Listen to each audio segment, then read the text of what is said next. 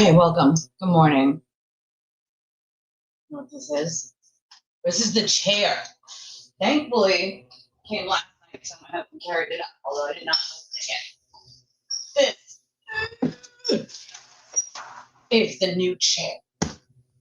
Although, I have something more exciting for you guys. Actually, I have a couple somethings that are exciting for you guys.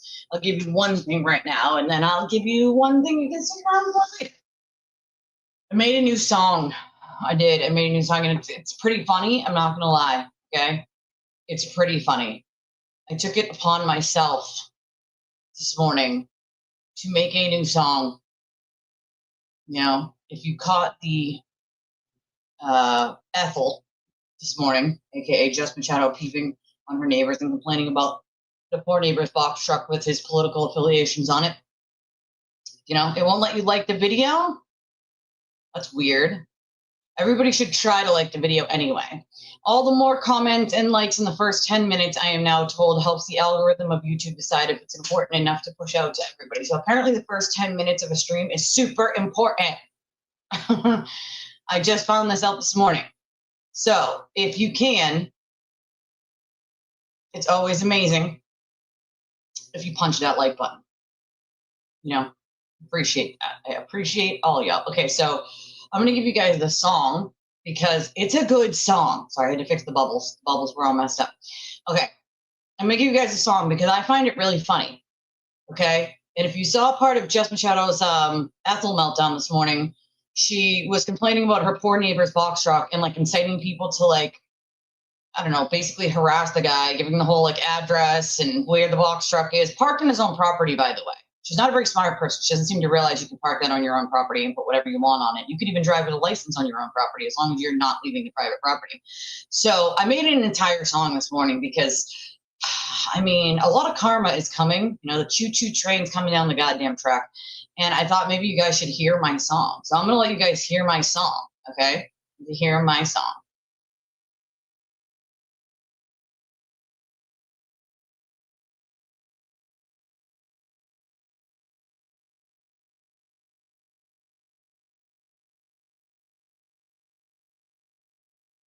What is happening? Audio. I have to go. Oh, here we go. To a turtle, crawl out the drain. Yeah, yeah. Here we go again.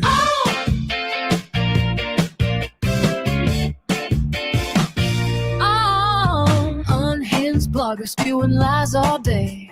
Gaslight king, twisting truth away. Attacks the honest, jealous in a shell. Incites his minions, ringing that hate bell. Scared of girls, yeah, he shakes and he cries. Calls the cops non-stop, what a surprise. Says they're corrupt, but dials them for fun. Missing a shoe, man, you're done. Whining like a baby, help me boo-hoo. Brags, he's the smartest king of the zoo.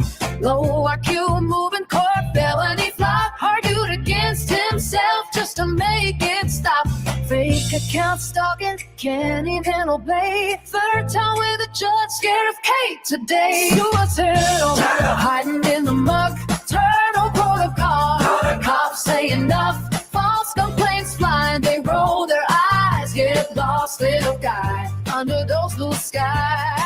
To a turtle, crying for his crow. Karma's coming fast, what you gonna do? Turtle down. Psychic swats a joke, living in the shade. Machado the spot, mom's house parade. Peeping at box trucks on private land. Obnoxious busybody, loudest in the band. Well, either Marlboro cowboy, 50 and frail. Mommy's basement, chain smoking trail. Narrates every word, turtles loyal mug. Jimmy bounce on champ, basement shut in slut. All free dreaming of that money train ride. Dirty work doers hiding side by side. But turtles cash, it's a fool's gold scam. Karma's got the ticket, slamming that jam. To a turtle, hiding in the muck. Turtle protocol, cops say enough. False complaints flying, they roll their eyes. Get lost, little guy, under those blue skies. To a turtle, crying waters grow. Karma's coming.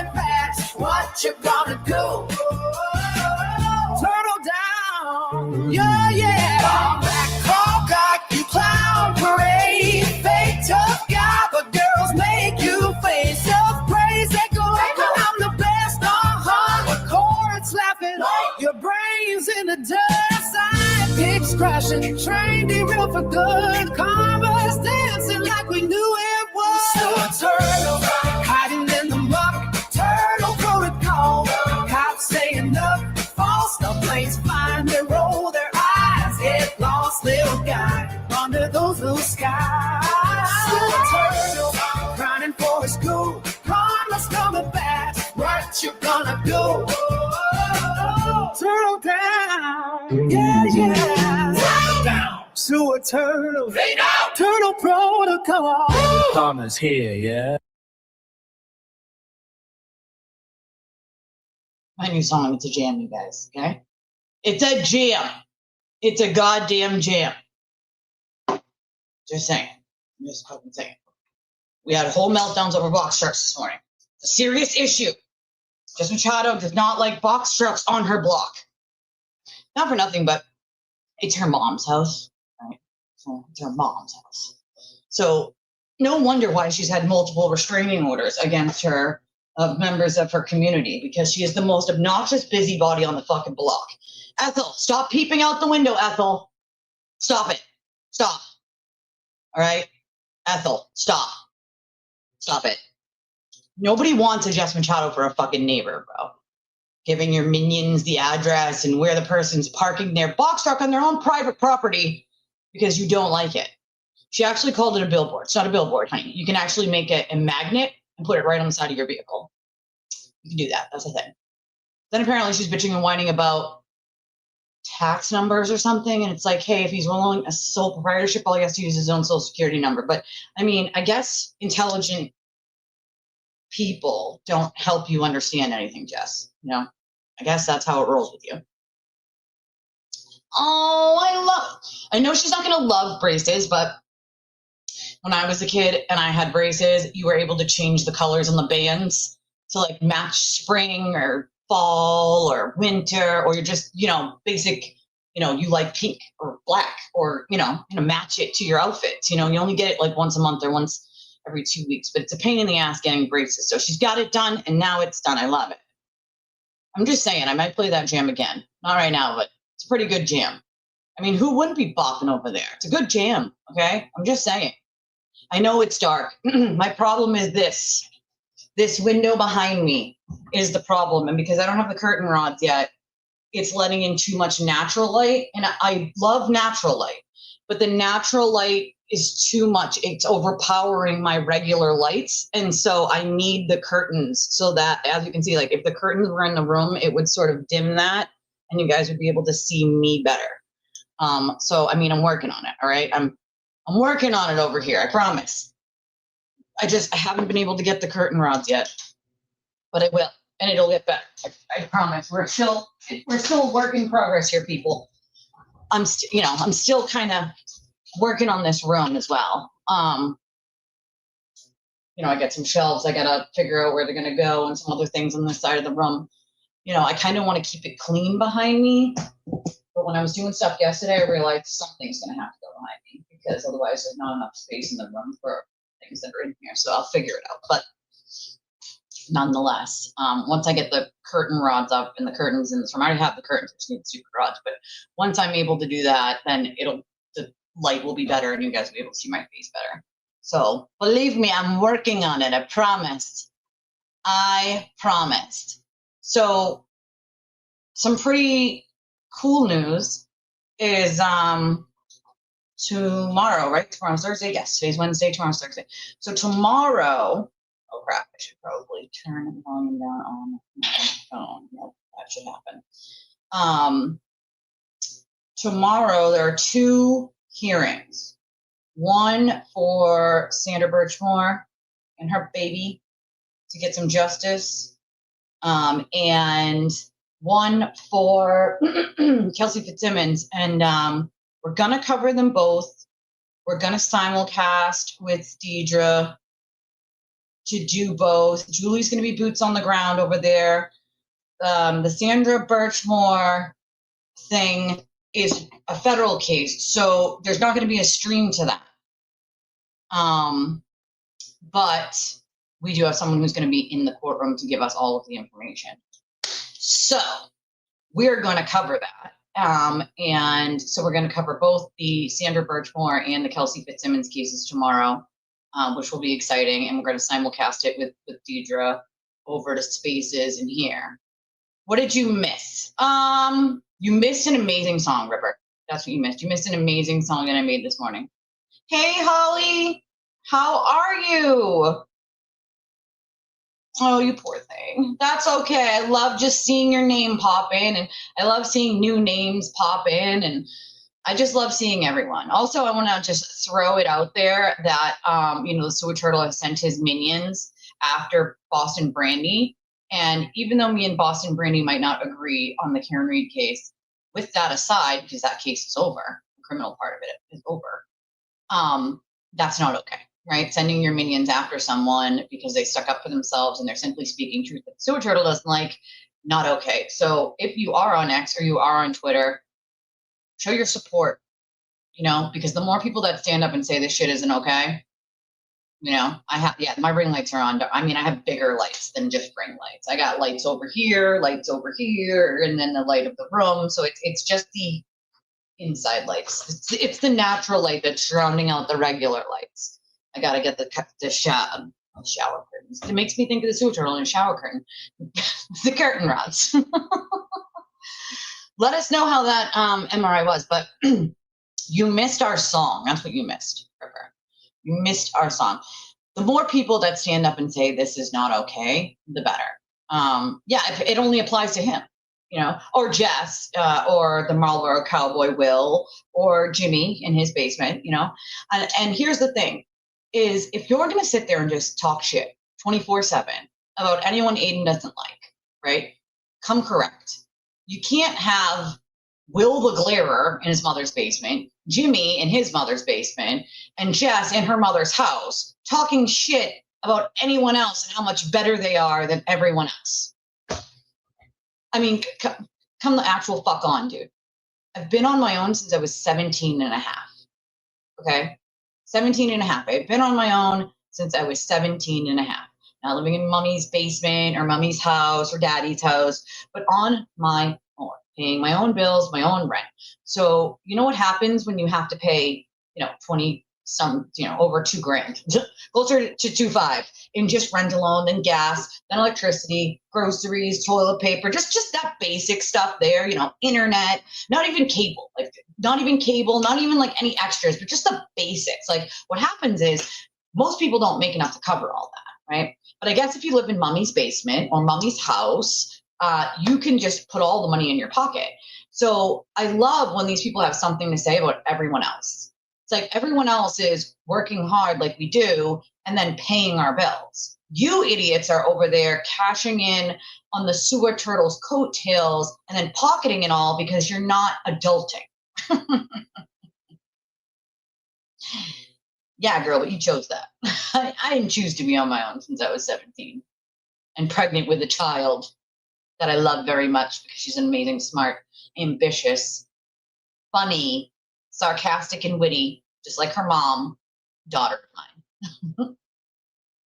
But listen, if I had to choose it too, to get out of where I grew up, I probably would have as well. But, listen, it is way more than a mortgage. It's crazy, right? Aw, thank you. This is actually one of the hoodies from my, dropping my vape, one of the hoodies from my shop.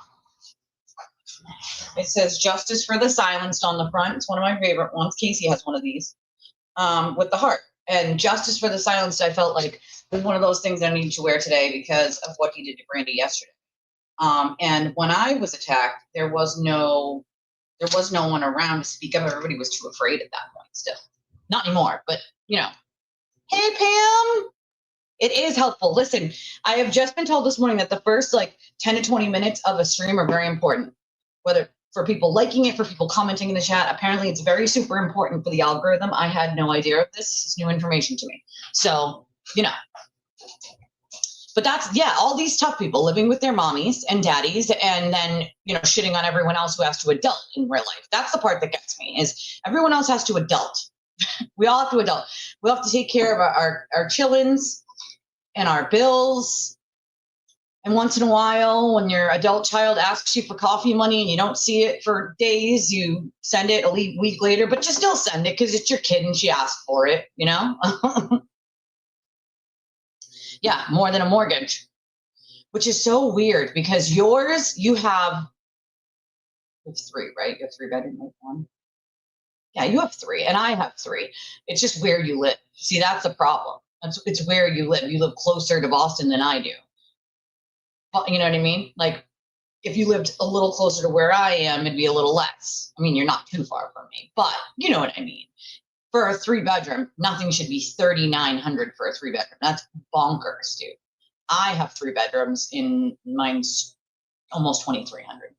Still a lot, though. Most expensive state in the country. And then there's California, New York, and Hawaii. So the most expensive 4 states are California, New York, Hawaii, and little tiny Massachusetts. Isn't that amazing? Your hoodie, yes, girl, there you are. I saw you in the thing yesterday, and it made me think of you. Made me think of the rolling cart that I wanted to put together that you got me, that I had in a box right behind my desk because I knew I had to move, and I was looking for a place, and I was like, there's no point in putting it together. I'm going to have to, you know what I mean? I'm going to have to move and do all that. So then I pulled the box out yesterday, and I went to put it together. Girl. Let me show you. Let me show you. I'm gonna show you.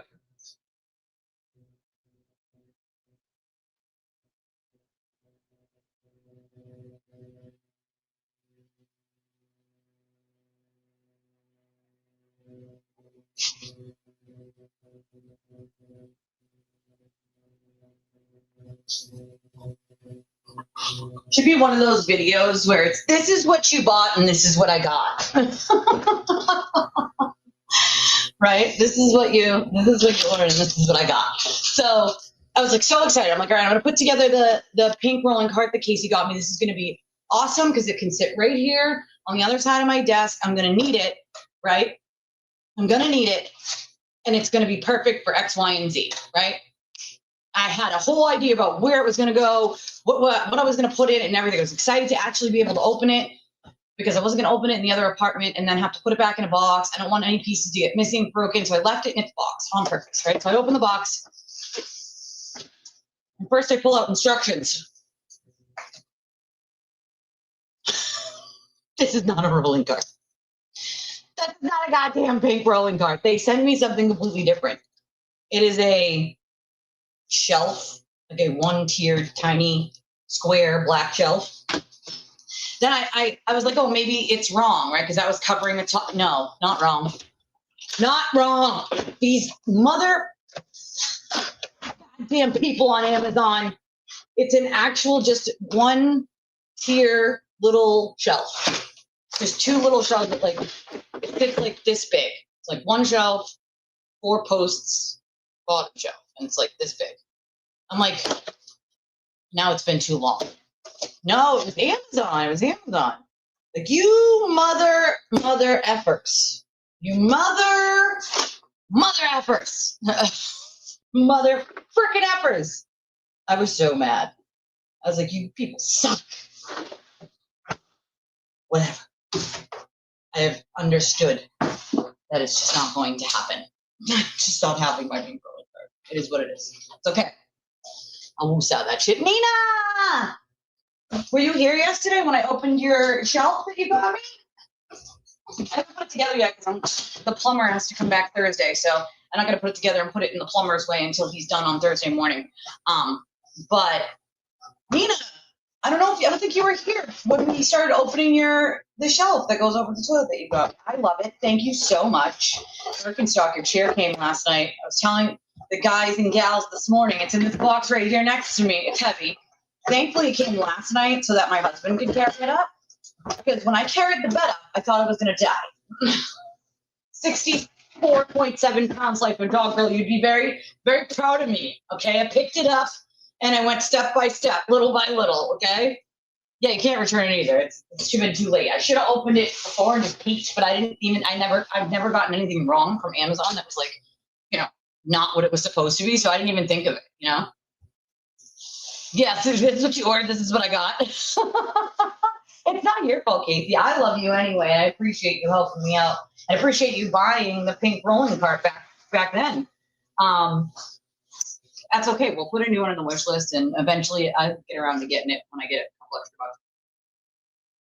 It's the thought that makes a difference to me, Casey. You know, I'll still use the shelf if it makes any difference. I'll figure out a way to work this shelf. I will. And if I don't, I'll give it to my daughter, and she'll use it. But here's the chair, Birkenstock. It's heavy. I could not probably carry this on. Actually, I think it's a little less heavy than that because I can pick the box up a little. Feels like it's less heavy than the bed. I'll tell you that much. I did put the bed on the bed last night. Slept on it. I did not wake up last night. I didn't wake up and get out of bed, I should say. I woke up one time to go pee. That counts. But I did not wake up 72 times because I was highly uncomfortable. It's a little stiff because obviously it's brand new. But other than that, it's amazing. And I love it. And thank you, Amy. I'm trying to see. Oh, this one's only 34 pounds. My husband had half as much weight to carry up than I did. So the chair came yesterday. I thought about putting it together on live stream with you guys, but then I was like, this would probably take me an hour. And it looks easy, but then when you get everything out of the box, you're like, this is going to take me 95 years. So the plan is, I'm going to put it together. It came pretty late last night. So I'm going to put it together. I was already in bed. I'm going to put it together today. And then you guys will see it tomorrow. I love me some shelves, you know? Well, he can show up all he wants. We have somebody who's boots on the ground who is going to the Kelsey Fitsimmons hearing for us and also the Sandra Birchmore hearing with Farwell. So we will have somebody in the house for both those cases tomorrow. We will be simulcast streaming it with Dierdre on Spaces. It'll be amazing. It will be amazing. See, well, we get to show you again because I haven't been able to put it together yet until the plumber comes on Thursday. It's further away, Becca. It's further away.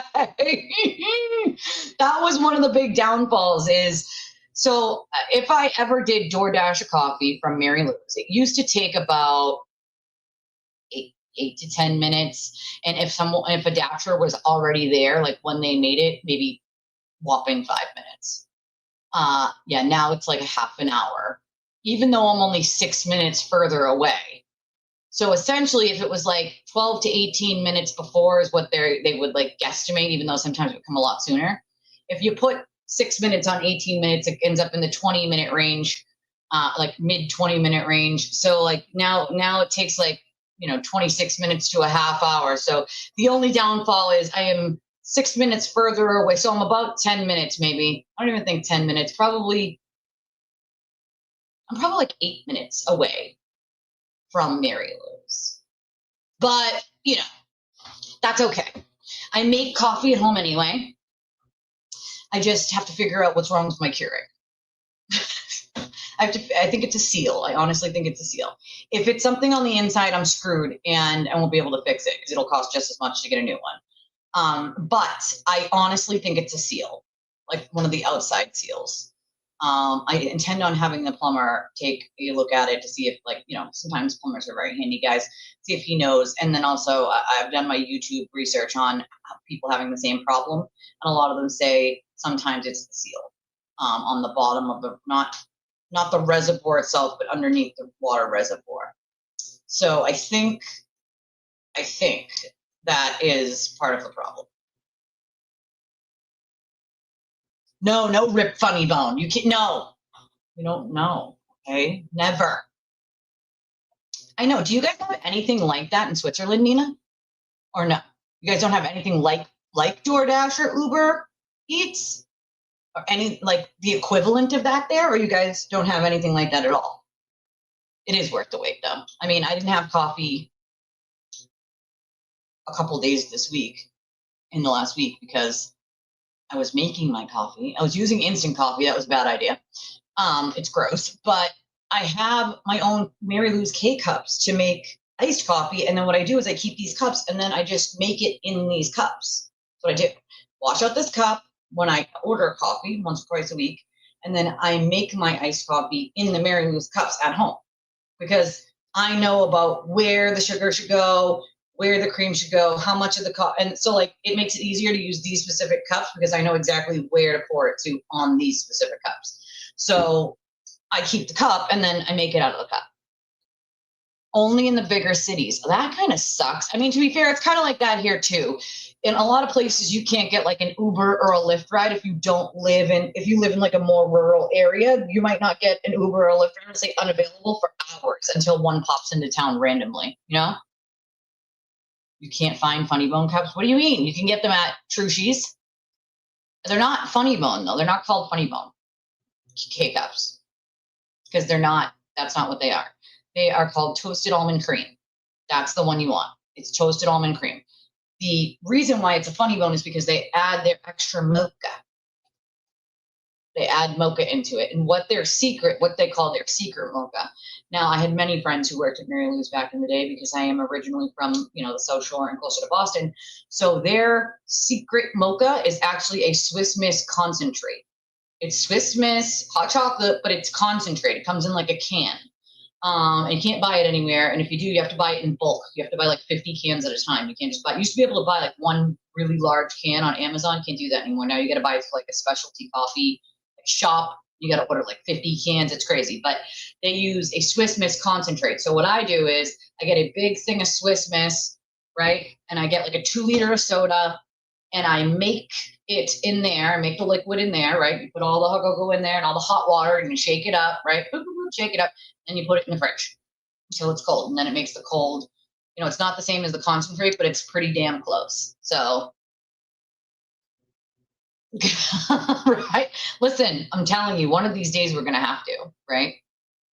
You know what pisses me off too about your apartment and my apartment is you have a yard, I have a yard. You have 3 bedrooms, I have 3 bedrooms. The only thing I don't have that you have is like a basement with like a washer and a dryer, but my bedrooms are much bigger and you still pay like $1,400 more than I do for the same thing. I mean, what are you paying for? $1,400 for a goddamn basement with a washer and a dryer? I mean, that's crazy.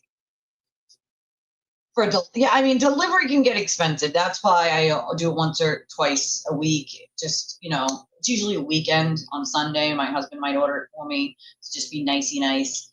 And maybe once during the week for myself as a treat to myself. Because all the shopping I do is really for everybody else anyway. Clothes for the kids or coffee money to the oldest child once in a while, random stuff here and there. My little one is always growing out of everything all the time. Literally. She's like a little, just growing and growing and growing. Hey, Smitty. Oh, that's right. You did have to buy that. I forgot about that. How's the new car going? How's that going? Like the dog girl. One of these days I'll have one and I can just drive to your house and drive back and forth and pick you up and bring you here. Instead of like waiting for you to come here or me to have to go there. You are so guilty. Guilty for asking your mother for coffee money. That's okay. When mommy has it, mommy gives it. They're my babies. I mean, come on. As a mom, right, guys? Like, if your babies, no matter how old they are, they're always your babies. Okay. My little one all the time tells me, I'm not a baby. I go, but you're mommy's baby. All of mommy's girls, because I have all girls. God thought it was a funny joke. He was like, nah, I will give you all girls and you shall suffer. So that's what I got. I got all girls. And they are, to be fair, all of my girls got my intelligence, my wittiness, my smart assness. Girl, me too. I hear you. But nonetheless, I love your stinking faces. Okay? And my babies are always going to be my babies, no matter how old they get. 21, 16, and 8, my kids are. For me, they're always going to be my babies. Forever. Just babies forever. Mommy's babies forever. Right? I could just, it's funny because I think it was Jess Machado was saying, like, this is a critical time, and the older the kids get, the less they want to hug you and snuggle you and love you. And I think she said her daughter was, or I don't know if it was her son or her daughter, was 19 or 20, and they don't want to, like, it's embarrassing, or they don't want to, like, touch you or hug you or snuggle you. And I was like, she needs to speak for her fucking self, dude. My 21-year-old is a snuggle bunny. Okay. She will snuggle me until the end of time. My 8-year-old, also a snuggle bunny. My 16-year-old is the angsty teen. So she does that whole like, ugh. But my kids, all my kids, I am calling you out. I'm totally calling you out. You're my snuggle bunny. I love you. What can I say? Very proud to be your mom. Okay. Jesus. 21, 16, and 8. You know, there's big age gaps there. I had 2 of my daughters before I was 24. So I had 2 kids by the time I was 23, and I was also married. So I did not have my youngest until I was 31. So she has a large age gap between her sisters. But I'll tell you this. She loves her big sissies. They are her world. Okay. And she's actually waiting for big sister to bring over the vanity that she got her for Christmas because she loves the thing so much. She's made a special spot in her room for it. Sissy. Sissy. Yeah, but you're going to be 22 this year, ma'am. All right, just remember that. Don't remind me how old I'm going to be. As a matter of fact, you guys, since I have one of my kids here with us, how old am I every year, baby? How old is mommy every year? Every year, how old do I turn? My kids know the assignment. My kids know the assignment. You know the goddamn assignment, all right? Every year I turn the same age, okay? Every year. That's right, 21. That's right. 21 every year. I think it was this past year, last year, when my daughter turned 21. She was like, Mom, we're 21 this year. Because she's a smart ass, like me. Yeah, I was 30, 31. My friend Lisa's mom was 39 when she had her youngest. I'm 39 right now. My body feels like it's 80, but I'll be 21 this year again. 21 forever and ever. But of course, she made the joke like, "Oh, Mom, we're both 21 this year." Yeah, I get it. I get it. Well,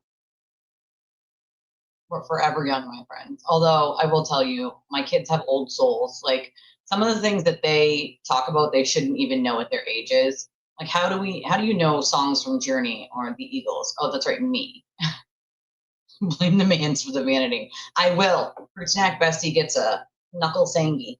Is he home? Tell him when his mother-in-law is going to give him a knuckle sangy. Oh yeah, they're my babies. Forever my babies. Always my babies. And again, Jess Machado should speak for herself. My kids happily, my oldest specifically, will happily hug and snuggle her mother. And she knows I will hug and snuggle her back. I know, girl. I know you would. If you drive, you'd be right here. I know you would. You'd be here snuggling with mommy, hanging out, laughing, drinking coffee. Hold on, guys. I gotta check something.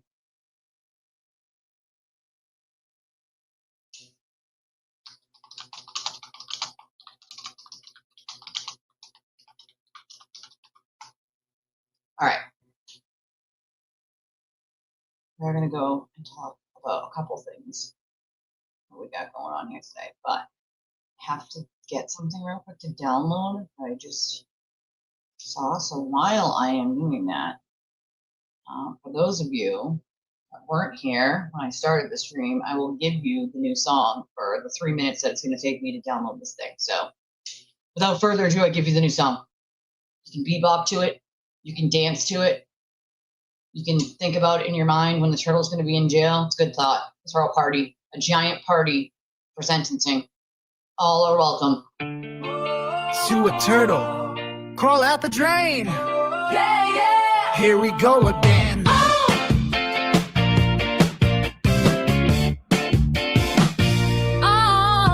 Unhinged blogger spewing lies all day. Gaslight king, twisting truth away. Attacks the honest, jealous in a shell. Incites his minions, ringing that hate bell. Scared of girls, yeah, he shakes and he cries. Calls the cops nonstop, what a surprise. Says they're corrupt, but dials them for fun. Missing a shoe, man, you're done. Whining like a baby, help me boo-hoo. Brags, he's the smartest king of the zoo. Low IQ, moving court, felony flop. Argued against himself just to make it stop. Fake Count stalking, can't even obey. Third time with a judge, scared of Kate today. You a turtle, hiding in the muck.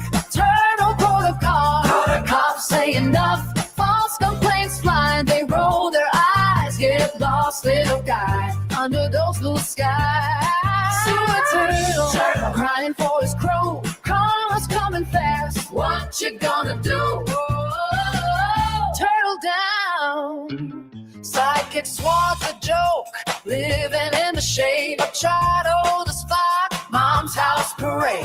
Peeping at box trucks on private land. Obnoxious busybody, loudest in the band. Well, either Marlboro cowboy, 50 and frail. Mommy's basement, chain smoking trail. Parrots every word, turtles loyal mud. Jimmy bounce on champ, basement shut in slut. All free dreaming of that money train ride. Dirty work doers hiding side by side. But turtles cash, it's a fool's gold scam. Karma's got the ticket, slamming that jam. So a turtle, hiding in the muck. Turtle protocol, cops say enough. Fought complaints flying, they roll their eyes. Get lost, little guy, under those blue skies. So a turtle, crying waters grow. Karma's coming fast, what you gonna do? Turtle down, yeah, yeah. Come back, call back, you clown parade. Fake tough guy, but girls make you face self-praise. They go, I'm the best, with chords laughing. Your brains in the dirt, side pigs crashing. Train derailed for good. Karma's dancing like we knew it was. So a turtle, hiding in the muck. Turtle protocol, cops say enough. False complaints fine, they roll their eyes. Get lost, little guy, under those blue skies. So a turtle, crying for his cool. Karma's coming fast, what you gonna do? Turtle down, yeah, yeah. Turtle down, so a turtle. Turtle protocol. Karma's here, yeah. Police legit have to have like a turtle protocol. I'm not kidding. Like when he comes in to cry about his shoe and his missing shoe and his fake, false claims in his reports where he's trying to get people arrested for things they didn't do. They have to like initiate turtle protocol, right? Like they're gonna have to. Oh, for fuck's sake. Okay, so I just want to quickly go over Ethel and her harassment of her goddamn neighbors. I mean, this is why no one wants you as a neighbor, Jess. I'm just saying. Like, I'm just throwing it out there. So her title today is Queen of It All. For the love of you, I can't. It's like, this is what you think of yourself. Meanwhile, you are like peeping out the window at your neighbors and complaining about where they park their own box trucks on their own. Yay, like that.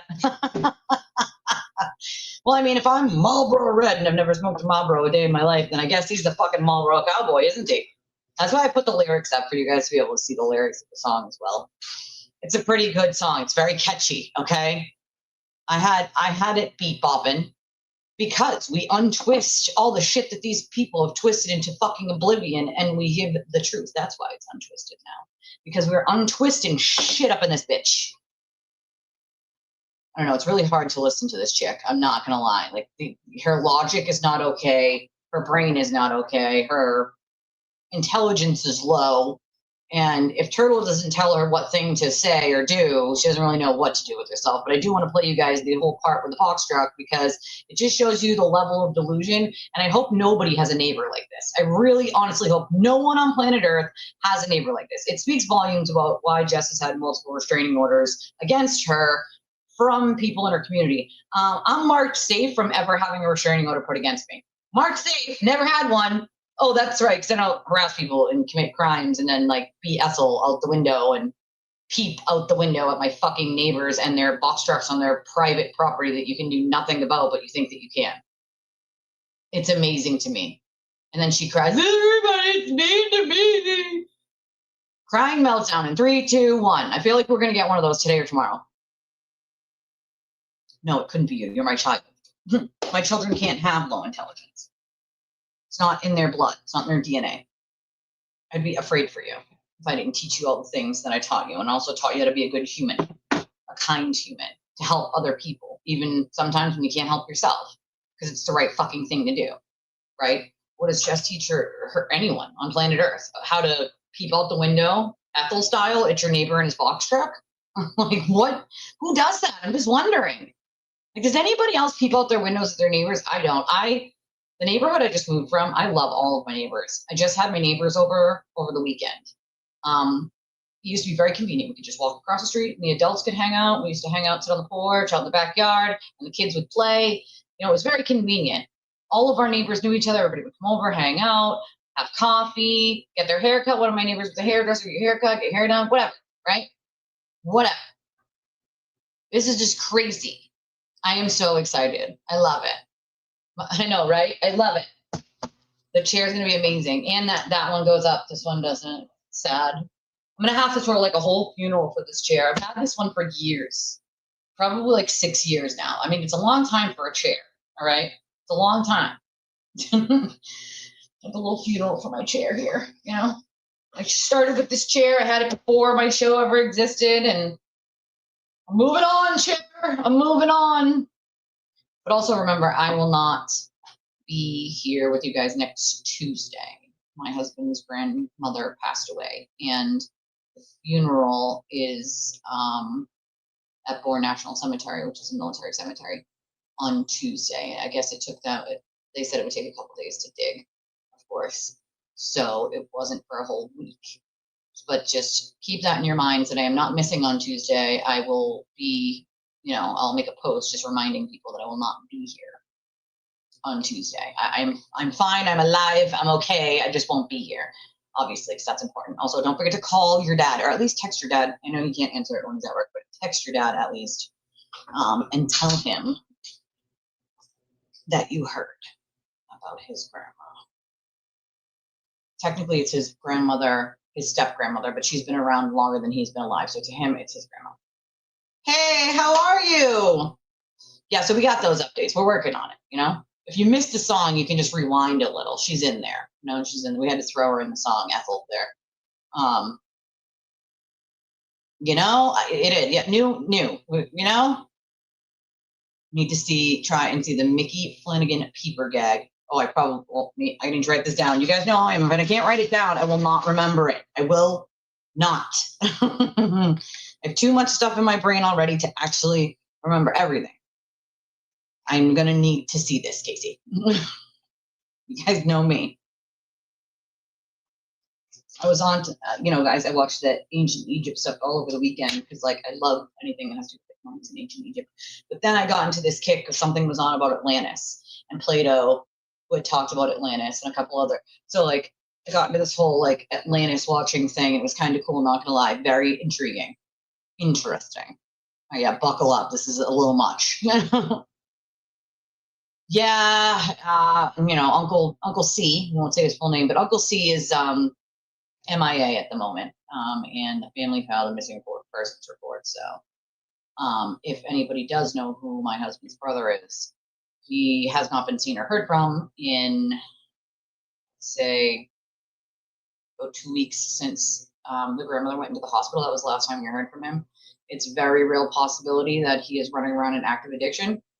But he doesn't usually go a ton of time without at least contacting his mother, and he hasn't, so he's missing. So if you know who he is, I'm not going to say yet. They filed a missing persons report, so they've had to do it before. They did it this time. I am sure he will be found, and he's just, running around at least. That's what I hope. Because the alternative is actually missing, and that's scary to think about. Already been through that one time. I don't want to ever do that again. But I am sure that his addiction is just has him running around. But if you do see him, you do know the places that he hangs out, you do know who he is, definitely let me know. Yeah, it's not Mass Ave, thank God. It's not where he hangs out. Mostly, I'd say most of the time it's either Boston or Brockton, but East Boston area and Brockton, most of the time at least. But God knows, you could be anywhere in the state. Really, honestly, could be. All right, let's find this thing where Ethel starts complaining about a box truck in her neighborhood and gives her bunnies the idiotic idea of where the guy is. Our bunnies. I cannot. No. The issue I'm having right now is, God damn it, I'm stuck behind a school bus that keeps stopping. I'm not used to this. Wait a second. You're not used to being stuck behind a school bus? Didn't she have kids? I mean, we've all been stuck behind a school bus. Well, you keep an eye out. You know what he looks like. You just keep your eyeballs peeled, you know? But you live near there, that's why. So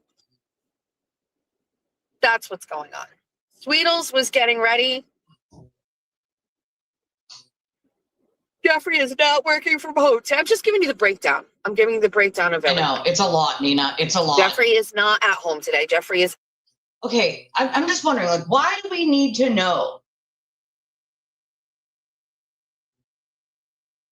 every single day? I don't announce every single day whether my husband's home or not. Sometimes when he's home and I have him get me something, or I don't do something at a certain time, like, you know, my daughter gets picked up and dropped off now for school, but when I used to have to like leave the house to go get her off the bus, it would be a certain time. And if my husband was home, he would get her so I could continue the stream. If not, then I would end the stream and I'd go get her. But I do not need to tell my audience every single day whether he's home or not. But I guess if random people send her husband Venmos, that makes sense, right? You need to get him to come over and say thank you for his random Venmo. I just still think that's bizarre as hell. Like, why? Why are random people sending her husband Venmos? I don't get it. It doesn't really make it. Doesn't. Is it his? I could understand if it was like his birthday or like something like you lost your mom, dad, sister, brother. And it's like a funeral, or like maybe they're on vacation, or things like that. Like all those things make sense. But it doesn't make sense for people just randomly sending their husband Venmos. It's the most bizarre thing I have ever heard. Right? Like I only, when people ask, if they ask where the Twisband is, or if the room service guy is home, then I tell them. Oh my God, you guys. My husband did that so silly skit yesterday where room service came in and gave me the pillows and blankets. He said to me last night while we were laying in bed, he's like, I think I need to get a bellhop uniform. I said, shut the fuck up. Shut the actual hell up. I'm telling you guys, I'm not kidding. He would. Ask my daughter. He totally would. Would dad not get a bellhop uniform and just stride in here in it? Like, he's a funny guy. Like, all of a sudden you'd see the guy in a bellhop uniform. I was like, shut the actual hell up. You're not getting a goddamn bellhop uniform. Stop it. Like, what the hell? Like, wait, they send him energy drinks? Shut the fuck up, bro. Cases? Okay, can I get this in an IV? Can I get this on tap? I would like the owner, operator of Mary Lou's News to be our sponsor, and I would like this in an IV on tap, please. One of my exes actually said to me, "You would get Funny Bones on tap if you could," and I was like, "Damn fucking right I would. Damn right I would." Celsius, ugh, I don't like Celsius. Gross. Gross. I can't. Well, that's because she shares her address with the entire internet, you know? I am not lying. I'm dead serious. Her husband gets random Venmos, but she's also got 10,000 followers. So you have to imagine there's a core, tiny amount of those people. But she, also decided she was going to share her internet,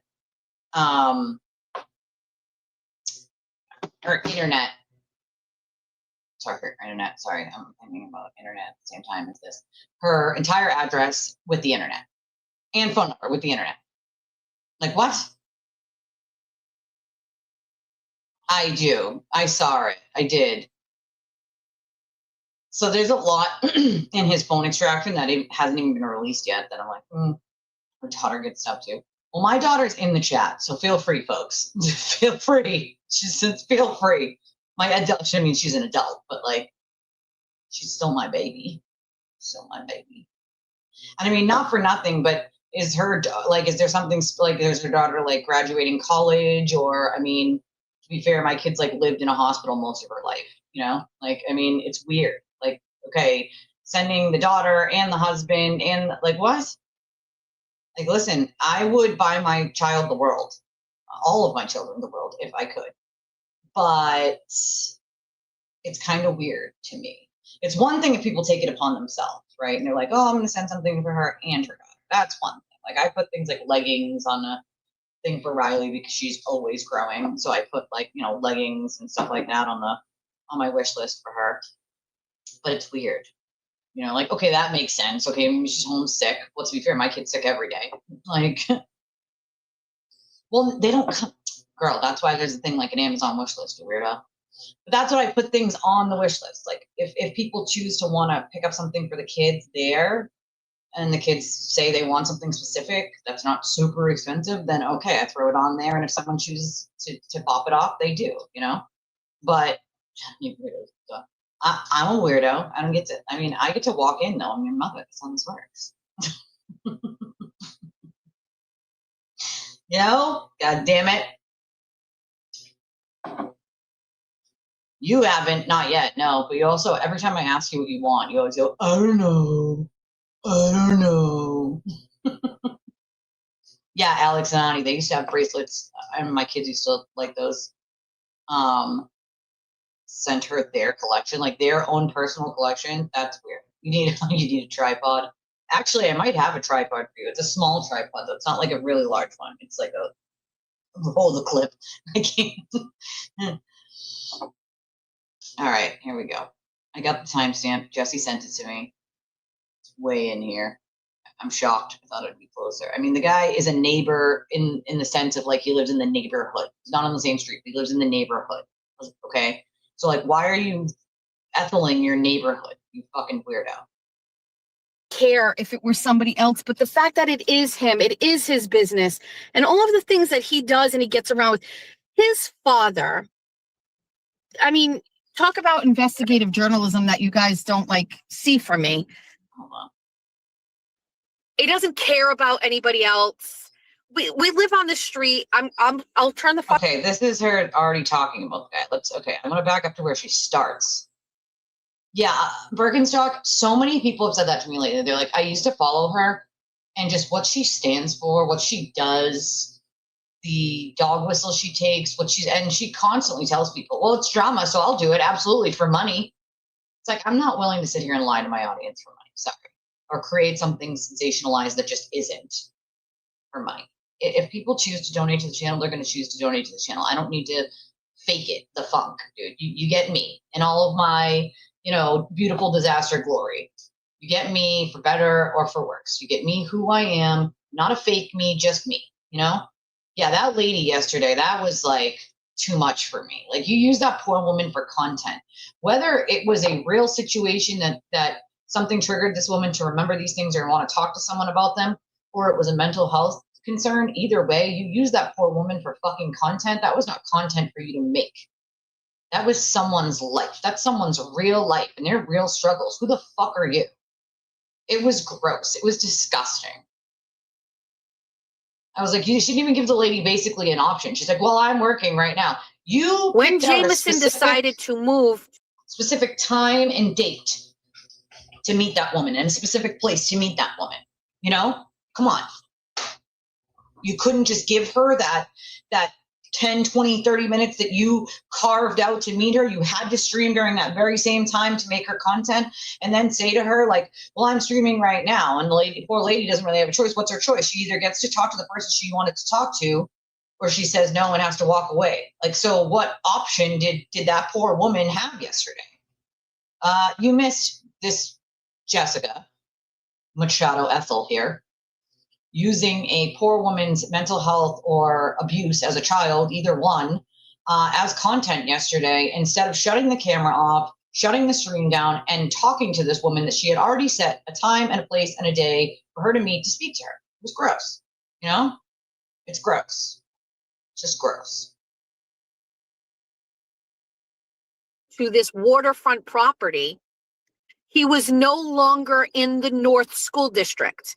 He was in the Chase School District. Who cares? Technically, he's closer to South Elementary, but it's like right on the line. But he was in the Chase School District.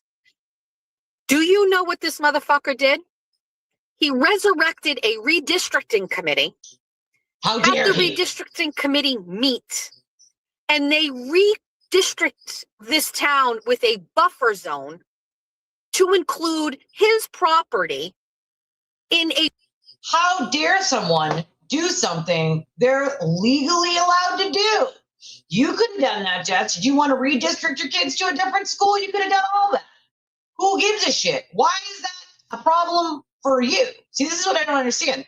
What the fuck does that effect have on your life?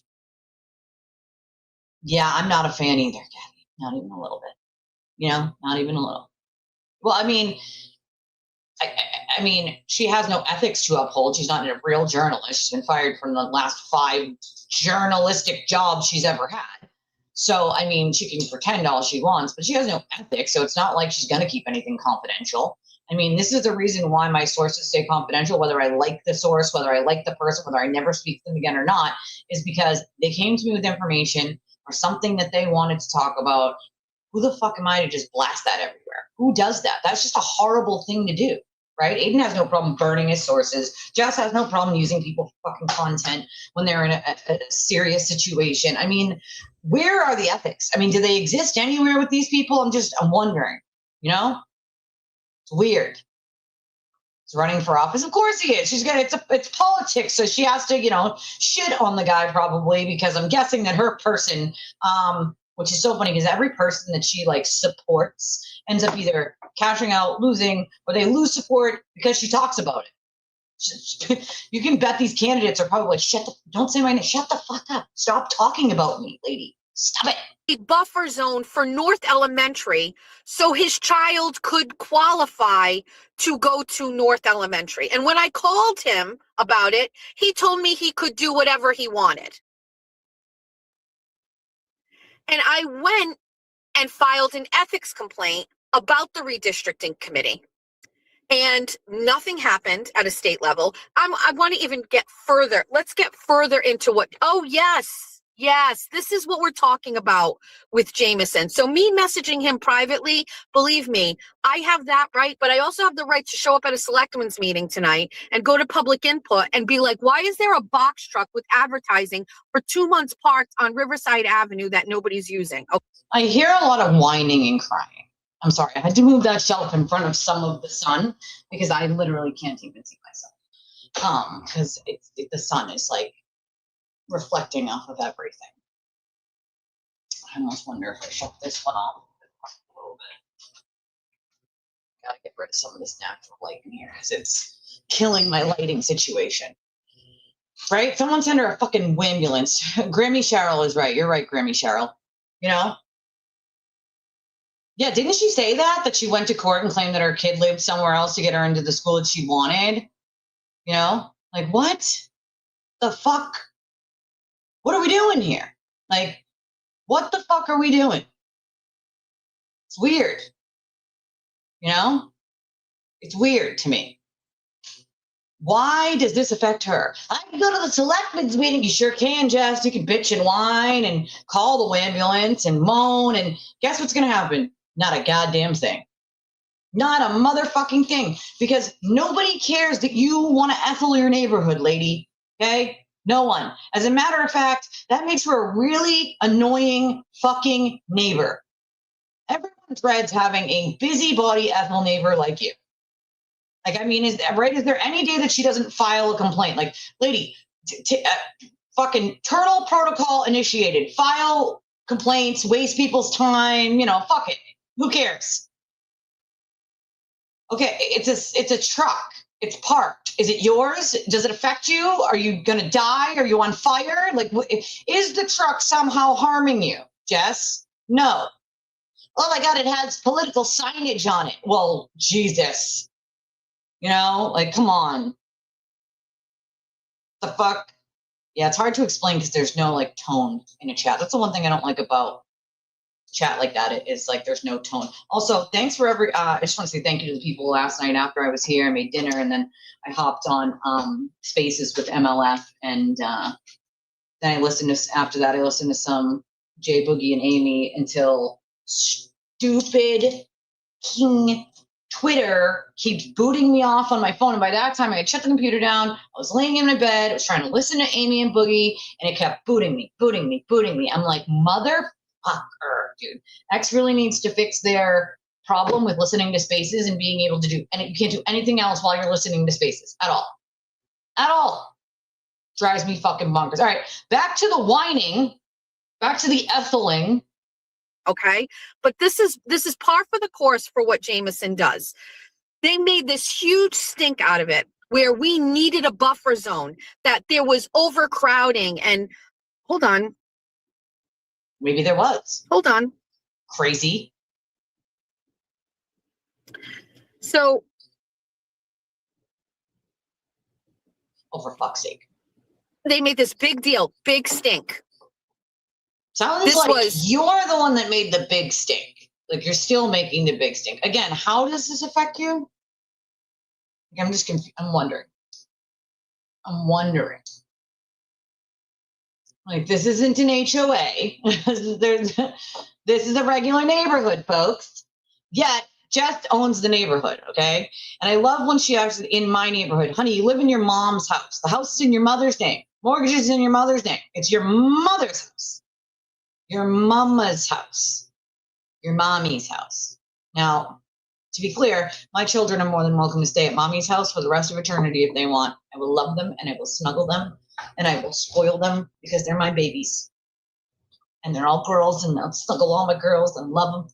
But I hope and I pray. I mean, again, my 21-year-old lives by herself with her boyfriend like a grown adult does. Even with all of the disabilities that my daughter has, having a rare illness that less than 200 people on planet Earth have, meaning at some point when they can do a surgery on her neck to then do bone marrow, once her lungs are healthy enough and her neck is, they're able to intubate, which they can. Like, so even with all of that, being blind, losing all of her hair, not being able to get around and having mobility issues when she's in constant pain, and she's still doing it on her own, right? And if she needs help, call mom or you call dad. You call mommy and daddy. And mommy and daddy to the rescue, you know? Mommy and daddy to the damn rescue every single time.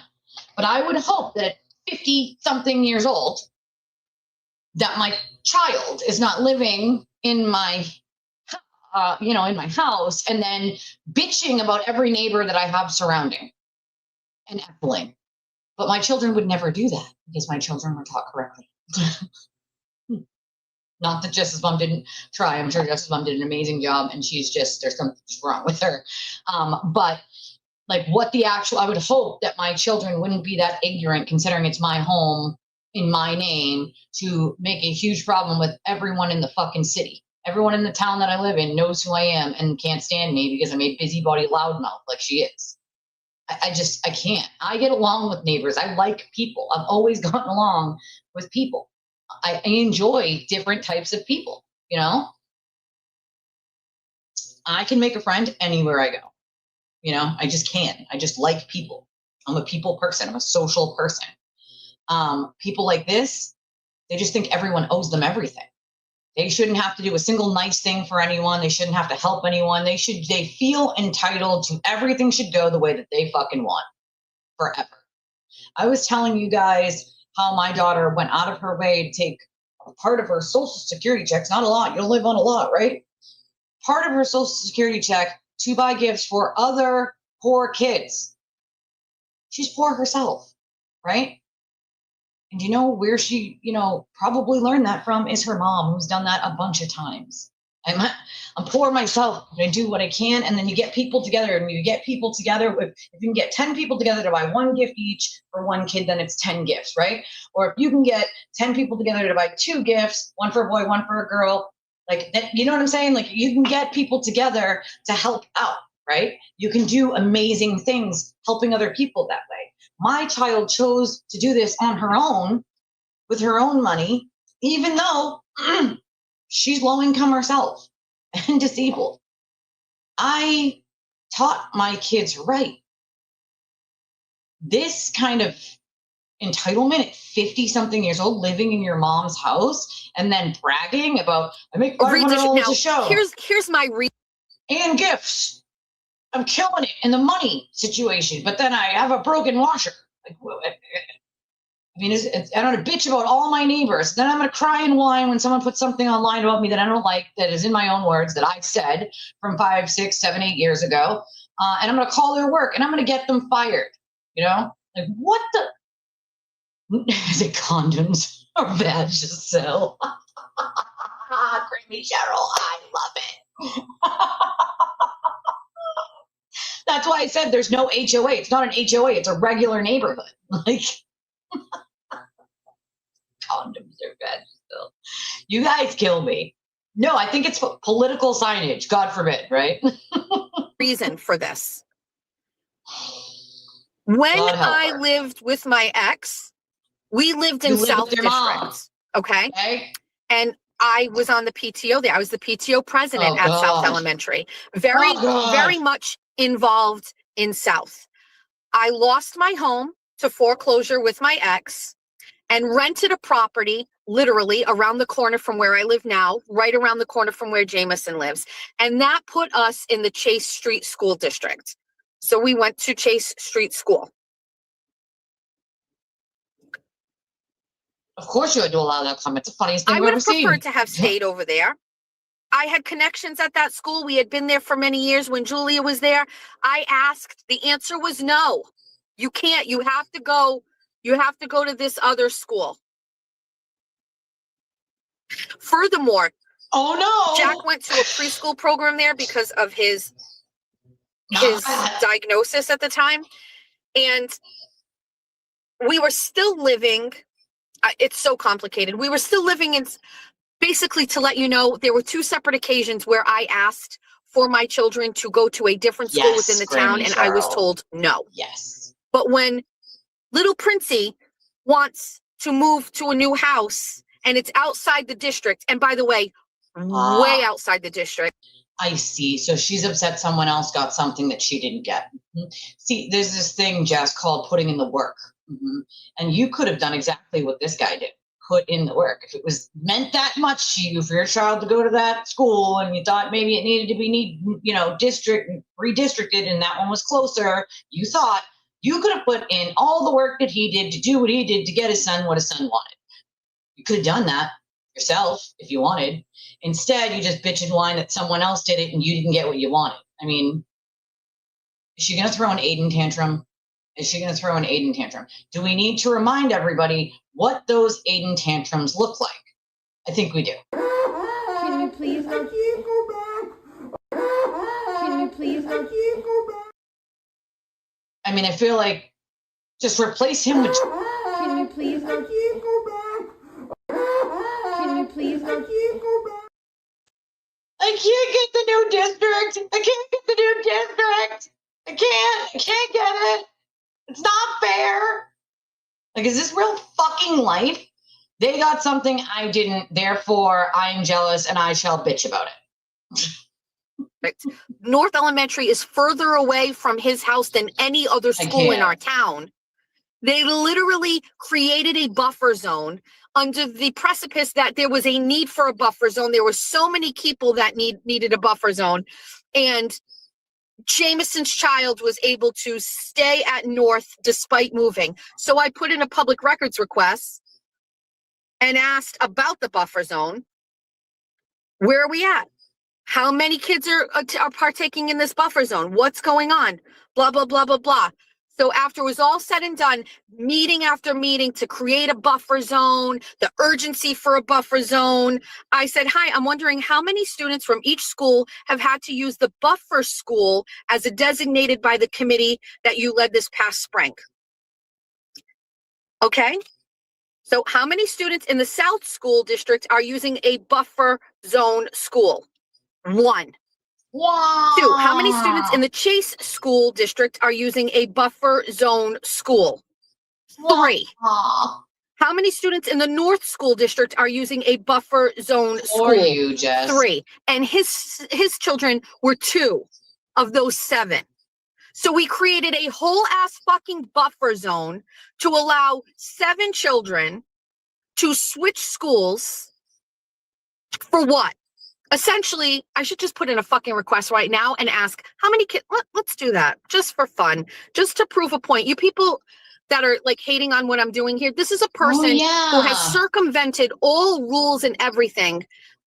All rules and everything, circumvented all rules and everything. You know, I was just reminded by a very good friend of mine that I love dearly, that Jess, speaking of rules and schools and circumventing things for schools, I mean, to be fair, Jess voluntarily gave up custody of her child for 6 months, abusing the court system in the process, so her daughter could remain at a certain high school in an old district until she graduated. So not for nothing, but what in the fucking hypocrite are we listening to here? Like, what in the flying fucking saucer is going on up in this bitch? You voluntarily gave custody of your child up for 6 months to a friend so they could stay in that high school. And yet here you are bitching about someone doing legal redistricting. Putting a committee together, waking up an old committee, putting it together, having them vote, like that's all legal, all of it. She could have done that all. Instead, we lie to the legal system, give up custody of your child, give guardianship to someone else for 6 months so that your kid can stay in that same school. There was an easier way to do that and just not tell them you moved and drive them. I mean, what the fuck are we talking about here? I'm confused here. Yeah. Yep. So that her kid could stay in the school. All the way to court, all the way to sign over guardianship, give up custody, give guardianship to someone else because their address is in the district. What? And we want to talk about circumventing laws and rules. Is this real life? I'm totally confused here about if these people forget about the things that they fucking do. And then they bitch and whine about anyone else that does the things that they do. The pure projection and hypocrisy that comes out of these people's mouths is fucking amazing to me. Aiden bitching about his, phone extraction while he was laughing happily to release all of Lindsay's phone extraction. Let's not forget that. You can love Lindsay, you can hate Lindsay, like it doesn't matter. What he did with her phone extraction was hand it off to someone else and make sure that they put it on the internet because he had an order where he could not. So hand it to someone else, make them put it on the internet to shame and hurt her. But the second that his shit's released that he shared with a bunch of people, wah, wah, poor Aiden. Wah, wah, wah. It's called karma.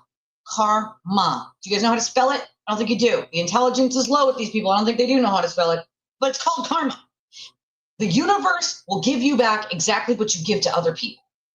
If you put shitty fucking juju and shitty energy into the world and you do shitty things to good people, guess what happens? Karma, whether it's a month, a week, whether it's insta karma, whether it's 10 years, 20 years, it will come back to you. Put good energy and good karma in the karma bank because that's the kind of energy you want back. Do not put bad fucking karma and bad shitty energy out there because eventually you're going to pay the price. So that $500 or more per stream she makes, plus gifts that she bragged about yesterday, when she loses it all in a lawsuit or has to pay it all in a lawsuit, that's called karma, right? It's karma. You're not making $500 because you're being authentic and honest and kind and like trying to help people steer clear of shitty people. You're doing it to jump on the back of the sewer turtle and ride his money train for as long as you possibly can before he goes ultimately to jail. And while he hurts numerous people along the way, you clap like a fucking seal and parrot what you're told to parrot. That way you don't miss out on the dollars and cents right there. I've said it before and I'll say it again. I don't give a fuck if it takes my channel an extra year or two to grow. I refuse to sit there and play pretend of somebody I am not. I refuse to be a mean, manipulative, vile person that loves to harm other people. I'm not doing it. I don't care if it makes more money. I don't care if drama sells. I don't care if sensationalism sells. Like, the truth is what my audience is going to get, and they're going to get the most authentic me. And I'm going to share what I can within safety reason with my audience about my life and the things that I deal with, because they can relate as normal human beings, right? Again, within safety, right? We forget that she constantly says things like, well, I do that. It's for content. I do that. It's money. It's content. But that's nice and all. That's great. Just, money's good. Making a living is nice. But where is the line drawn? Do you draw the line at harming other people? Because it doesn't seem that you do, Jess. You have fun doing it. You try to be Aiden so much that at this point, I think you do think that you're him. It's cringe level at this point. It makes me wonder sometimes, it does. It makes me fucking wonder if any of these people will reflect, or if they'll only reflect later on when they lose it all and they're going to beg other people for help, right? Because ultimately that's what's going to happen is when they're canceled for being the shitty human beings that they are, they're going to be begging for forgiveness from people. Begging for forgiveness from people. I am not here to give that kind of forgiveness to any of these people. Every one of their victims, I've probably spoken to at least 90% of these people's victims, the ones that I know of. God knows how many there are that I don't even know exist, right? I know what those people go through. I went through it. I lived it. I'm still crawling my way out of that, right?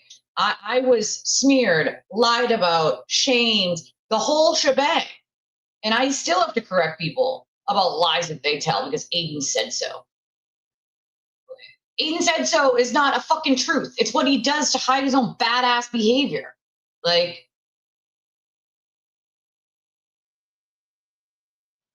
it's crazy to me. It's absolutely crazy to me.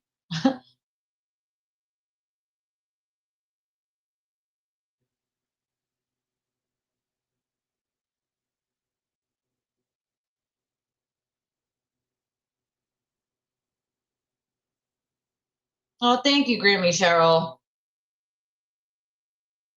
Okay. Let me try. I have to pause it once. Her fucking voice is so bad. I can't. I appreciate you, Grammy Cheryl. Thank you so much for your $10 super chat. If you guys want to support the channel, there's a bunch of different ways. Just being here is always helpful. Making sure you're commenting in chat and engaging in chat, that helps the algorithm. Comment as much as you can. It's super helpful to the algorithm. YouTube goes, oh, there's engagement. There's lots of engagement. People are liking, they're sharing, they're commenting. Like, okay, we'll push this out to more people. That's always super helpful. You can super chat and super sticker. You can get yourself a membership. You can buy memberships for other people. We lowered our lowest membership to $2.99. And then we have the most direct routes to the creator, myself, which are Cash App, Venmo, PayPal. We have an Amazon wish list. All of that is also in the description of the video, along with the other options like Chime and Revolut. And then we have our Untwisted chats, which are at the top in the chat. You can click on that link. You can leave us a whole message that we'll read and a donation. You can remain anonymous on any of these. I don't read people's real government names because that's dangerous with the crazy, creepy people we have out there. But those are all the ways that y'all can help support, just like Grammy Cheryl just did, and we appreciate you. It's like a chalkboard, Ruth. It is, man. What I love about my chat, what I love about my community is so many of you have so many different opinions on so many different things, yet we can all come here together, get along, laugh, have a good time, talk about mundane things like our kids and everyday life, and also talk about the things that are just bad, that are toxic, that are gross, that we don't agree with, that we don't think anyone. And I gave out my memberships already this month. I gave them out, I think, right after the first. So those are out. I did give those out. Thank you for reminding me, but I did. I think the first day back I did because I remembered that I had them because it was after the first, and I was like, oh, I might as well give these out today. Yep, hit the like button. Well, that's the other thing is attorneys can advise him all he wants, but he loves to lie to his attorneys, loves to lie to them. And then he makes them look like fools because he lies to them, which is, hilarious to me. You just makes them look stupid. If they had any self-respect, they would have bowed out of him, you know? Yeah, oh, they're absolutely, Kathy, you're right. They're laughing all the way to the bank. Kathy, let me ask, you have any relation to Brian Riccio, who passed away? Because I see it's your last name. You might not, but I was just wondering. No, they can't force me to stop. I don't know, her voice is like, something to talk about, but I love my community because everyone can come together no matter what they believe and just be, just be together and check on one another and be kind to one another, not shit on each other, and recognize when something very toxic and very bad is sort of just eating the community alive. You have people like this who are making money hand over fist, and they think that, oh, the money means that they're doing good, that they got to keep doing what they're doing. In reality, it just means people are laughing along and being okay and contributing to the bad behavior. And a lot of the times people don't realize it. They're sort of duped into thinking like the person's an okay or decent person, That's a lot of those people from Aiden that are now speaking up and saying, like, I'm embarrassed. Like, I wish I knew this is who he was. And I hate to say it, but I tried to warn everyone. For 2 years, I felt like I was a broken record and no one listened because, well, I was bad, right? I'm the devil because Aiden said so. And then reality, what actually happened was he kept talking about me and saying I'm like the devil. And people started making their way over to my channel in my chat and watching for months or weeks at a time before they ever chatted. And they would pop in a chat and they would go, hey, hi. I came here because Aiden said you're a villain and you're bad. But that's not what I found when I came here. And I just wanted to say, I actually appreciate your content and I like your show and I'm here for it. And I'm in the bushes and I'm watching. And there are so many of you that came here looking for a villain that didn't exist. Where is this bad, horrible person that he speaks of? She doesn't exist. There's no such thing. I'm the same bad, awful person because I didn't lie for him and he got caught cheating on not just his wife, not just Lauren at the time, but then Lindsay and Kara. So four women at once. It's not my job to lie for a man who wasn't even my friend. He was an acquaintance covering the same case as me. Okay. It's not my job to lie for him. If he wants to do the bad behavior, he can deal with the fucking consequences. I am not going to lie for him. Sorry, not sorry. Don't put people in positions to have to lie for you. Don't do shitty things like that.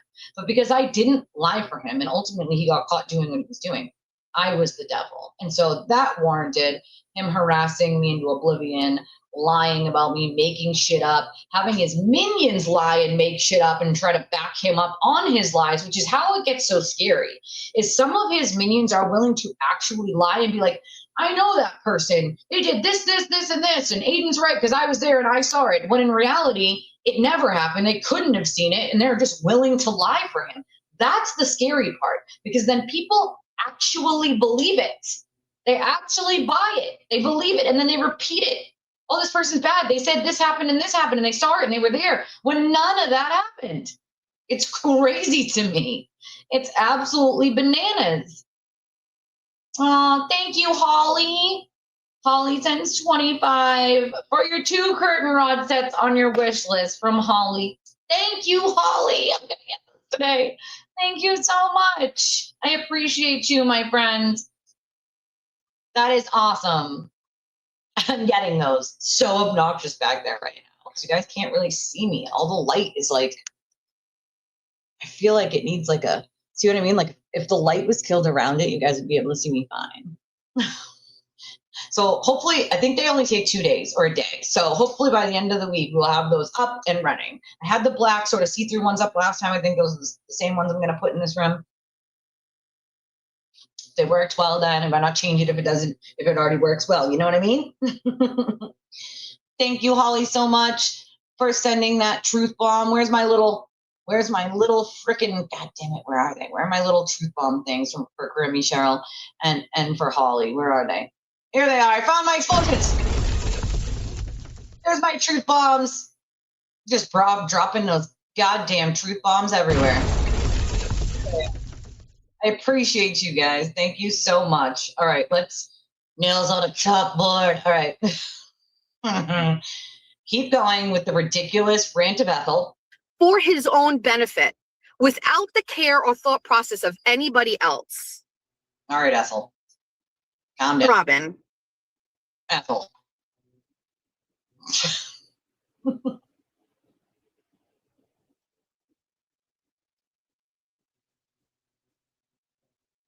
Out of curiosity. So what's that? Bets Rosita was right.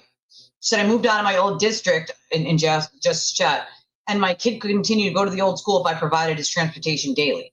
They can go to the school if you provide the transportation, especially if you're in a school choice district. I'm in a school choice district. But even if you're not, for the rest, if you move during a school year, for the rest of the school year, as long as you drive your child, you're allowed to let them keep going. But if you're going to want them to go there after the next school year and not your own district, then maybe you do something like this other guy did and try to redistrict the shit, right, for your kids. And if Jess put in the work, she could have fucking done that too. Instead, she bitches about someone else who used the legal way to do it to get what they needed or wanted. Well, fucking cry me a goddamn river, Jess. You could have put in all the work that guy did to get his kids into the school that his kids wanted to be in, but you didn't. Instead, you went to the court, gave up custody, gave guardianship to someone else to use their address for your kid to go to the high school that they wanted to go to. Yet you want to talk about circumventing rules. For fuck's sake, shut the actual fuck up, you giant hypocrite. Can you tell me how many children in K through 5 are in schools using the buffer zone option? Thanks, Jess. It's just who he is and how he is as a person, and it's just like the entitlement and the rules for thee and not for me, and the truck. Say that again, Jess, with your chest. Say it again. With your chest. Rules for thee, but not for me, because you seem to think that applies to you as well, honey. I'm also, I keep forgetting, but people also keep reminding me that, and Jess and her husband are getting free vacations from her viewers. They're giving her free places to go and paying for all these vacations for her, which is fine and all. But apparently she thinks that every time she buys a coffee or goes to McDonald's, it's like a tax write-off for her show. Newsflash, Jess, it's not, you dumbass. That's not the way it works. You cannot just write off every McDonald's order and every coffee order because you're going to drink it on your show or you're going to drink it on the way to your show. Not the way it works. Can't write it off. It's not write-offable, you fucking dumbass. Okay? It does. It really does, Holly. Yeah, no, yeah. Listen, I don't, there's nothing, girl. I don't see anything wrong with viewers helping out if they think for instance, last year when I went on my Saco vacation, we had one very special viewer that they'd help me out with paying for that. I don't think I was going to hit the goal to be able to pay for it in time for the one vacation that I take every year. But I mean, my daughter's chef, she can tell you, I take one vacation a year, usually down to the Saco River. And it costs a pretty penny, about close to $1,000. And if it wasn't for that one amazing viewer that chipped in on their own to help me out with that trip, I probably would not have been able to go. And I'm lower income. I can't afford those types of things. So, I got to try to pay the bills and then also, save to do something like that, which I was doing. I just did not have enough to do it. So without their help, I would have ultimately been screwed. And because of them, I got to have an amazing 2 days. Not a lot of time, but enough for me to get a woosah, a good breather as an adult. And it was fun. It was a blast. It was amazing.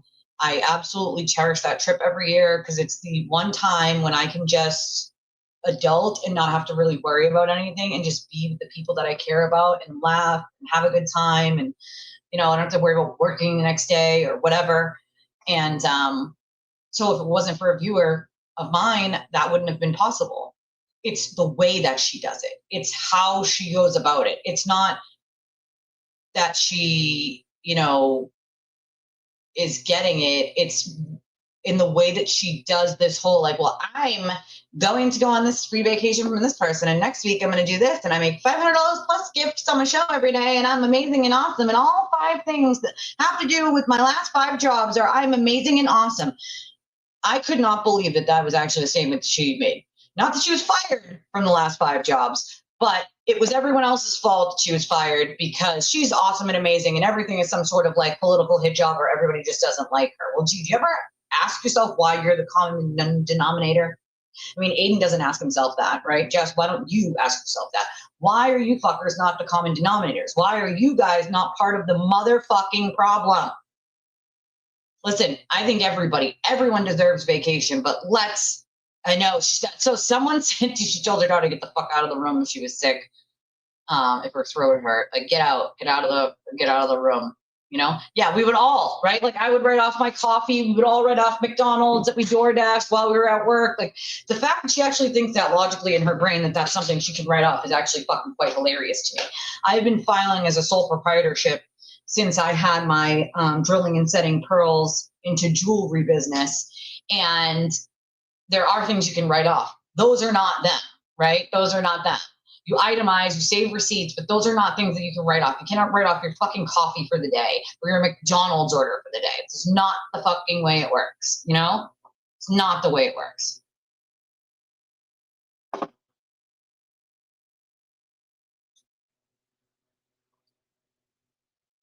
I think everyone deserves that sort of mental health break and a vacation, you know?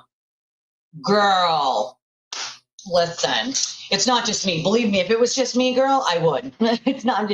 We usually go 6, 8, 10 of us all at once, throw in together, rent like an Airbnb or whatever. And it can be as much as like 45 minutes, which you usually do within like 20 minutes or so of Saco, so that we can go back and forth. And we either do like 3 days or 5 days down there, depending on what everyone can do and what everyone can afford. But we have an absolute blast. It's one of my favorite trips of the year because I just get to be with the people that I care about and relax and not really worry about anything for one time in a year, you know? I used to love tent camping. Glamping. Let's call it glamping, you know? I mean, my kid's in this chat. I don't think I've ever told my kid to get the fuck out of my room, nor would I ever, whether she was sick or not. If she's sick, then I'm snuggling my baby. That's how this works. Remember, Jen, she was saying that, like, this is an important time in your children's lives. And, you know, when they get older, they don't want you to touch them. And I don't know. Speak for yourself, Jess. My daughter's here. She's 21. She has no problem loving her mother, snuggling her mother, hugging her mother. None. 0. She loves her mother, and I love her. So I will love and snuggle my children until the end of time. What is she teaching? How to be a douche nozzle? How to be a douche nozzle, 101. How to be a fucking putt knocker, 102. Now plug your ears if you don't like foul language. I'm going to give you a full warning. Okay, plug your ears if you don't like the foul language, folks. How to be a cock juggling thunder cunt, 103. Like, and that what we're teaching? You know? Right? You are awesome and amazing. And she's been fired from the last 5.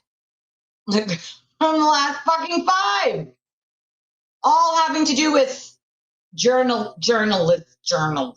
okay? That's exactly what will happen.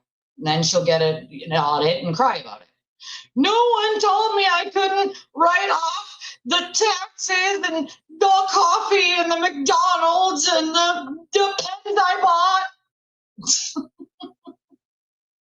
I love Florida. I would go to Florida every year if I could, you know?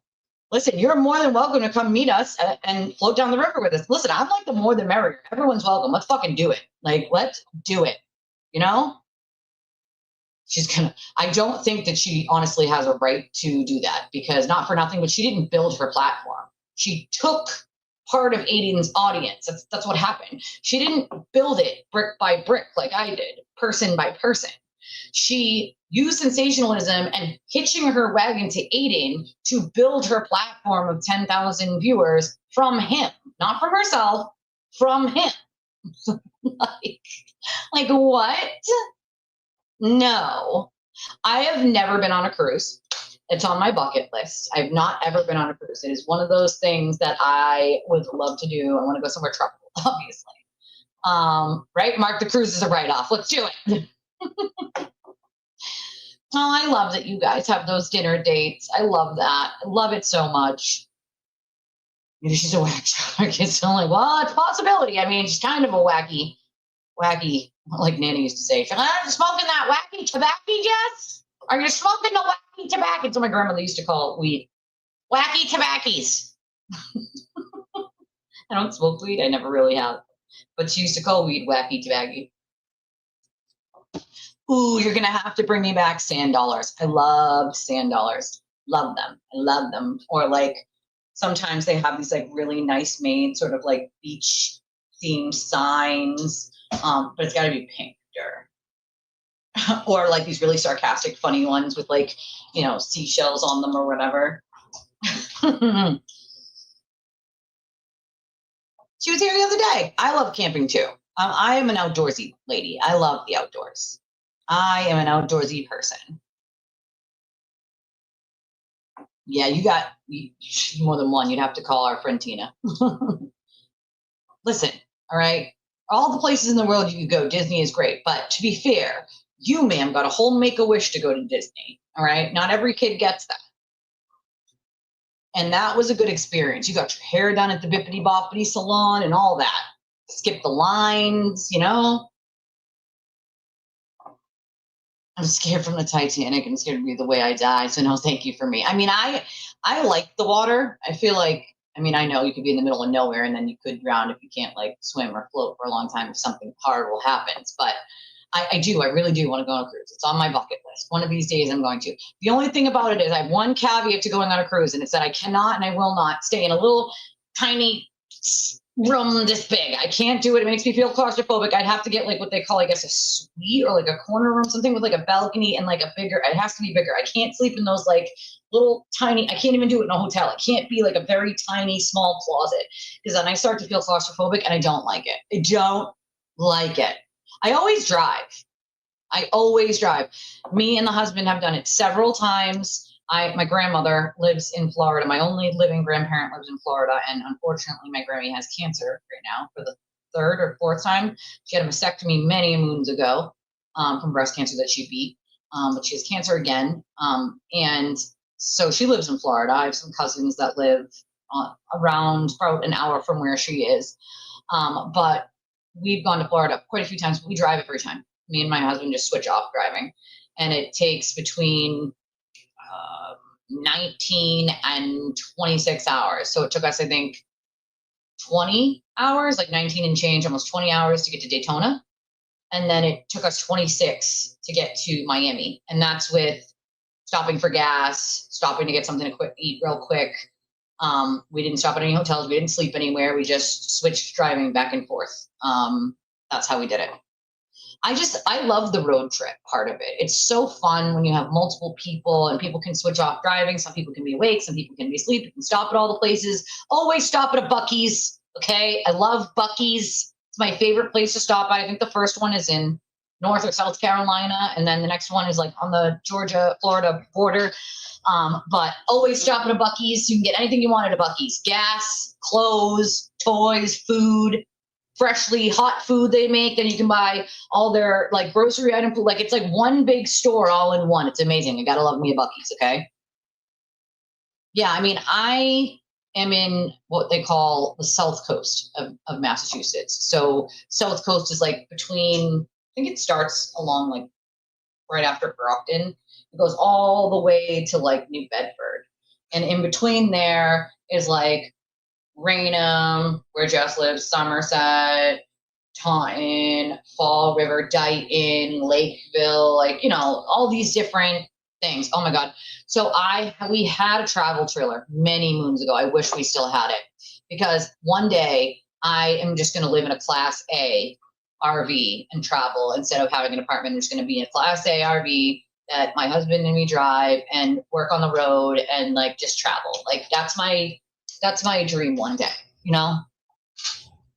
That's the dream. That is the damn dream. See, I have not been to Arizona. I've not been to California. I have a cousin in California. Not been to California. I'd love to go to Texas. I'd love to go to Canada. Out of the country, I want to go to Australia, the Bahamas. You know, I need to go to like St. Croix, St. Thomas. You know, I need to. I like have to. But I also want to see places like Greece.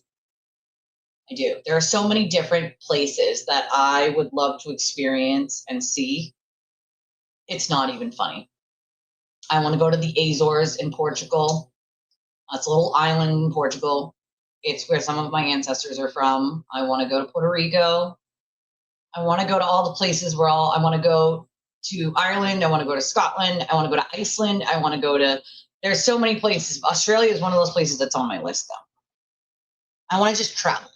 Like one day, maybe we'll play Who Wants to Be a Millionaire one day, and I'll phone a friend, and I'll phone you guys. You're gonna phone a friend. You just get on a stream.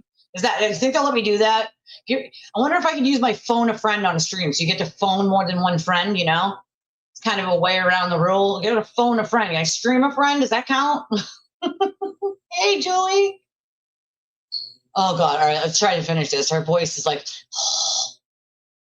She's an actual fucking putt knocker. Yes, I said it. She's a fucking putt knocker. And if you need to know how to spell my word that I made up when I was fucking, I don't know, in middle school, this is how you spell it. It's an actual fucking putt knocker. Oh, I bet that was incredible. That sounds amazing. Mrs. Koala is eventually going to send me, I don't know if she sent it already or not, but a box of like snacks that you can only get in Australia. And I am so excited for that because I love trying things from different places. I need to ask Nina to send me some from Switzerland.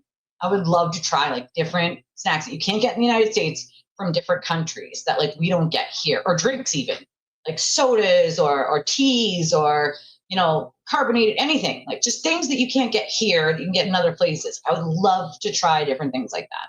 Although the only thing that I wouldn't get is I'm not a huge fan of anything spicy. I don't do spicy. I'm not a spicy person. So I don't like anything spicy. And I don't like coconut. Not a coconut person. With those caveats, I can pretty much eat anything else. I'm not a fan of coconut. I'm not a fan of like strawberry either. Be fair, I'll eat strawberries, but I just don't like strawberry cream filling in certain things.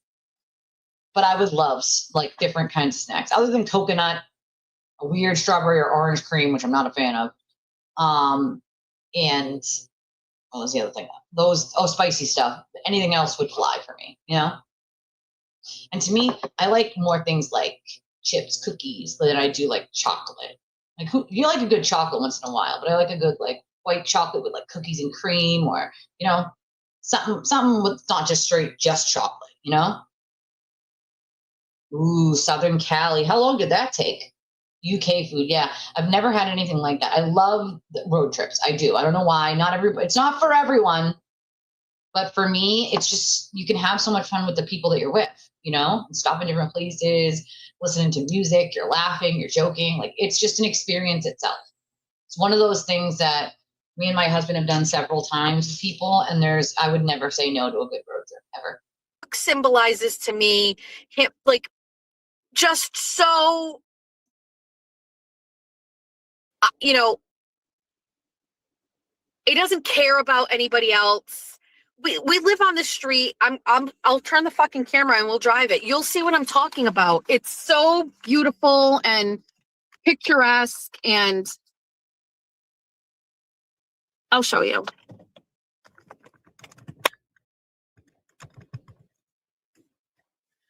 Let me show you.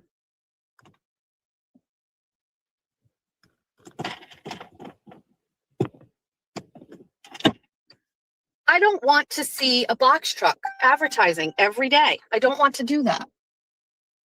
Please don't. I just don't want to see it. Oh, guess what? Close your fucking eyes. Too fucking bad. I don't want to see it every day. I don't want to see a box truck that advertises every day. Honey, you live in America. Freedom of speech. Let me educate you real quick. Anyone can advertise anything anywhere, and you'll have to see it. Unless you, drive on the road with your eyes closed. You know, If you choose to do that, that's on you, lady. But too bad. You don't want to see it? Oh, fucking well. Too goddamn bad. Why is that? I don't want to see advertisement on a box truck every day. Every plumbing truck, every electrical truck. Like, is she fucking for real right now? No, you just don't want to see his truck. Let's be honest. You don't want to see his truck because he got something you didn't. He thought of something your dumbass didn't, and you don't like it. I don't know. I guess so. I mean, she loves to show people where she lives, but she just says it's okay if strangers show up at her house if they're there to give her gifts. But it's not okay if you show up like that other lady did asking for help. Then that's a no-go. Then she tells you to get off of her property, okay? Get off her property if you're asking for help. But if you're dropping off gifts and you're a stranger and you're a quote bunny or bestie, that's totally okay. You know, that's perfectly fine if you do that. Totally fine. I mean, who actually says that out loud? I'm like, does she think this stuff in her head and then she says it out loud, or she doesn't fucking care? Because this is crazy to me. That this is actually in her mind and then comes out of her mouth. Like, what? Like, you're totally okay with people dropping you off gifts. But if someone needs to come there and ask for help, that's a no-go and you kick them off, quote, your property. Let me correct that, by the way. It's not your property, Jess. It's your mom's property. That's your mother's house, your mummy's house. That's not your property. It's your mother's property. Let's just be clear on that. Okay? Ooh, Iceland. That's on my bucket list. Iceland and Finland and Greenland, all on my bucket list. So I heard Greenland is actually icy and Iceland is actually green. So they're both on my list. I would love to go to Switzerland too. I think that would be so fun. Or Sweden. Germany, Amsterdam. I actually almost went on a trip to Amsterdam in my early 20s, and I had to bow out because the work schedule got fucked up and I had to end up working. One of my employees quit. I was the manager. I didn't have a choice. So I didn't get to go on the Amsterdam trip, which my friends went on anyway, and I was pretty pissed off about it. It was annoying. Well, that's the thing, is you got to cut costs by like not eating out. If you can go to, like, I usually get a hotel that has like, the 2 burners, and you buy enough food to cook while you're there. We might go out like one time while we're out, but we cook there, like, to save the money, and ultimately it does save money. You don't go any crazy shopping sprees. You might buy a trinket here or there, a sweatshirt maybe, but nothing crazy, and you'll save on that, It's on the riverbed. Oh God. I wouldn't care if it were somebody else, but the fact that it is him, it is his business, and all of the things that he does. Oh, because it's his and it's his business. She got to cry about it. And it's parked on private. She said it was on the road, by the way, earlier. If you listen, on the side of the road is what she said earlier. And now we know it's parked on private property. It doesn't have to be moved because it's on private property. And he gets around with his father. The guy could drive it on his private property, even if he didn't have a license. On your own private property, you can drive around cars, tractors, trailers, whatever, as long as it's on your private property. Once you're off the property, then you have to make sure you have the licenses and all that. When you're on your own private property, you can do that. Like, does she think she gets to run people's private fucking property now? I mean, the audacity of her. I don't want to see it every day. Well, then fucking go the other way. Close your eyes. Don't fucking look. I mean, the audacity. You are a nightmare community member, Ethel, okay? You're a nightmare. And if anybody's wondering why I call her Ethel, let me show you, okay? Let me show you. The older people will know why.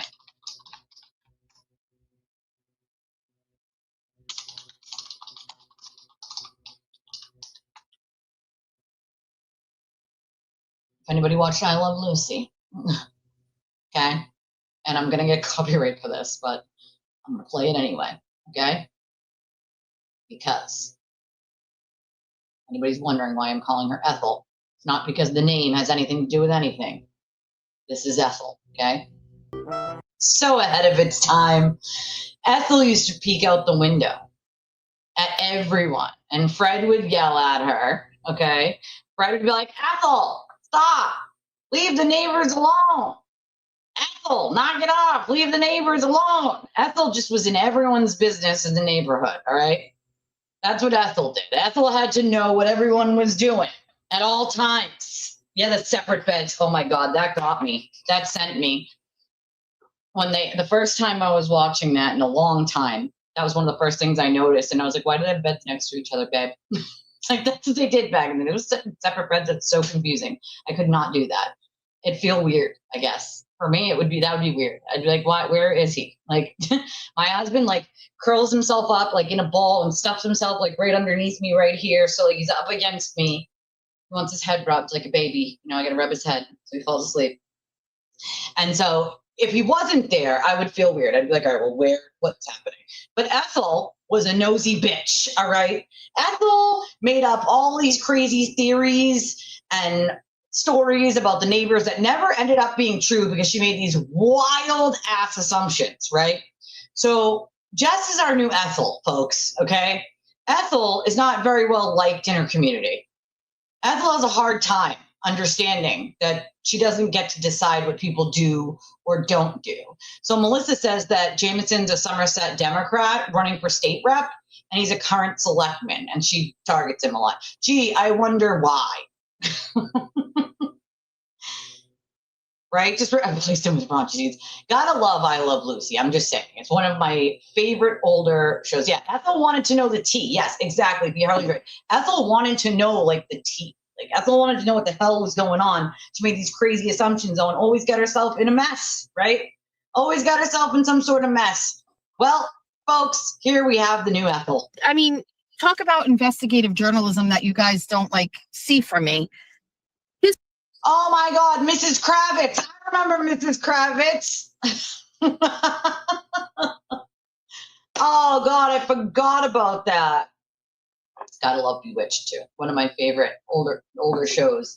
I love Bewitched. I Love Lucy. I loved, actually, Mr. Ed was one of the funny ones for me. Talking Horse there back in the day. And it's so old school now that you look at it and you're like, I don't even know how I thought this. But it was so funny. When I was a kid, my grandfather would watch old reruns of it.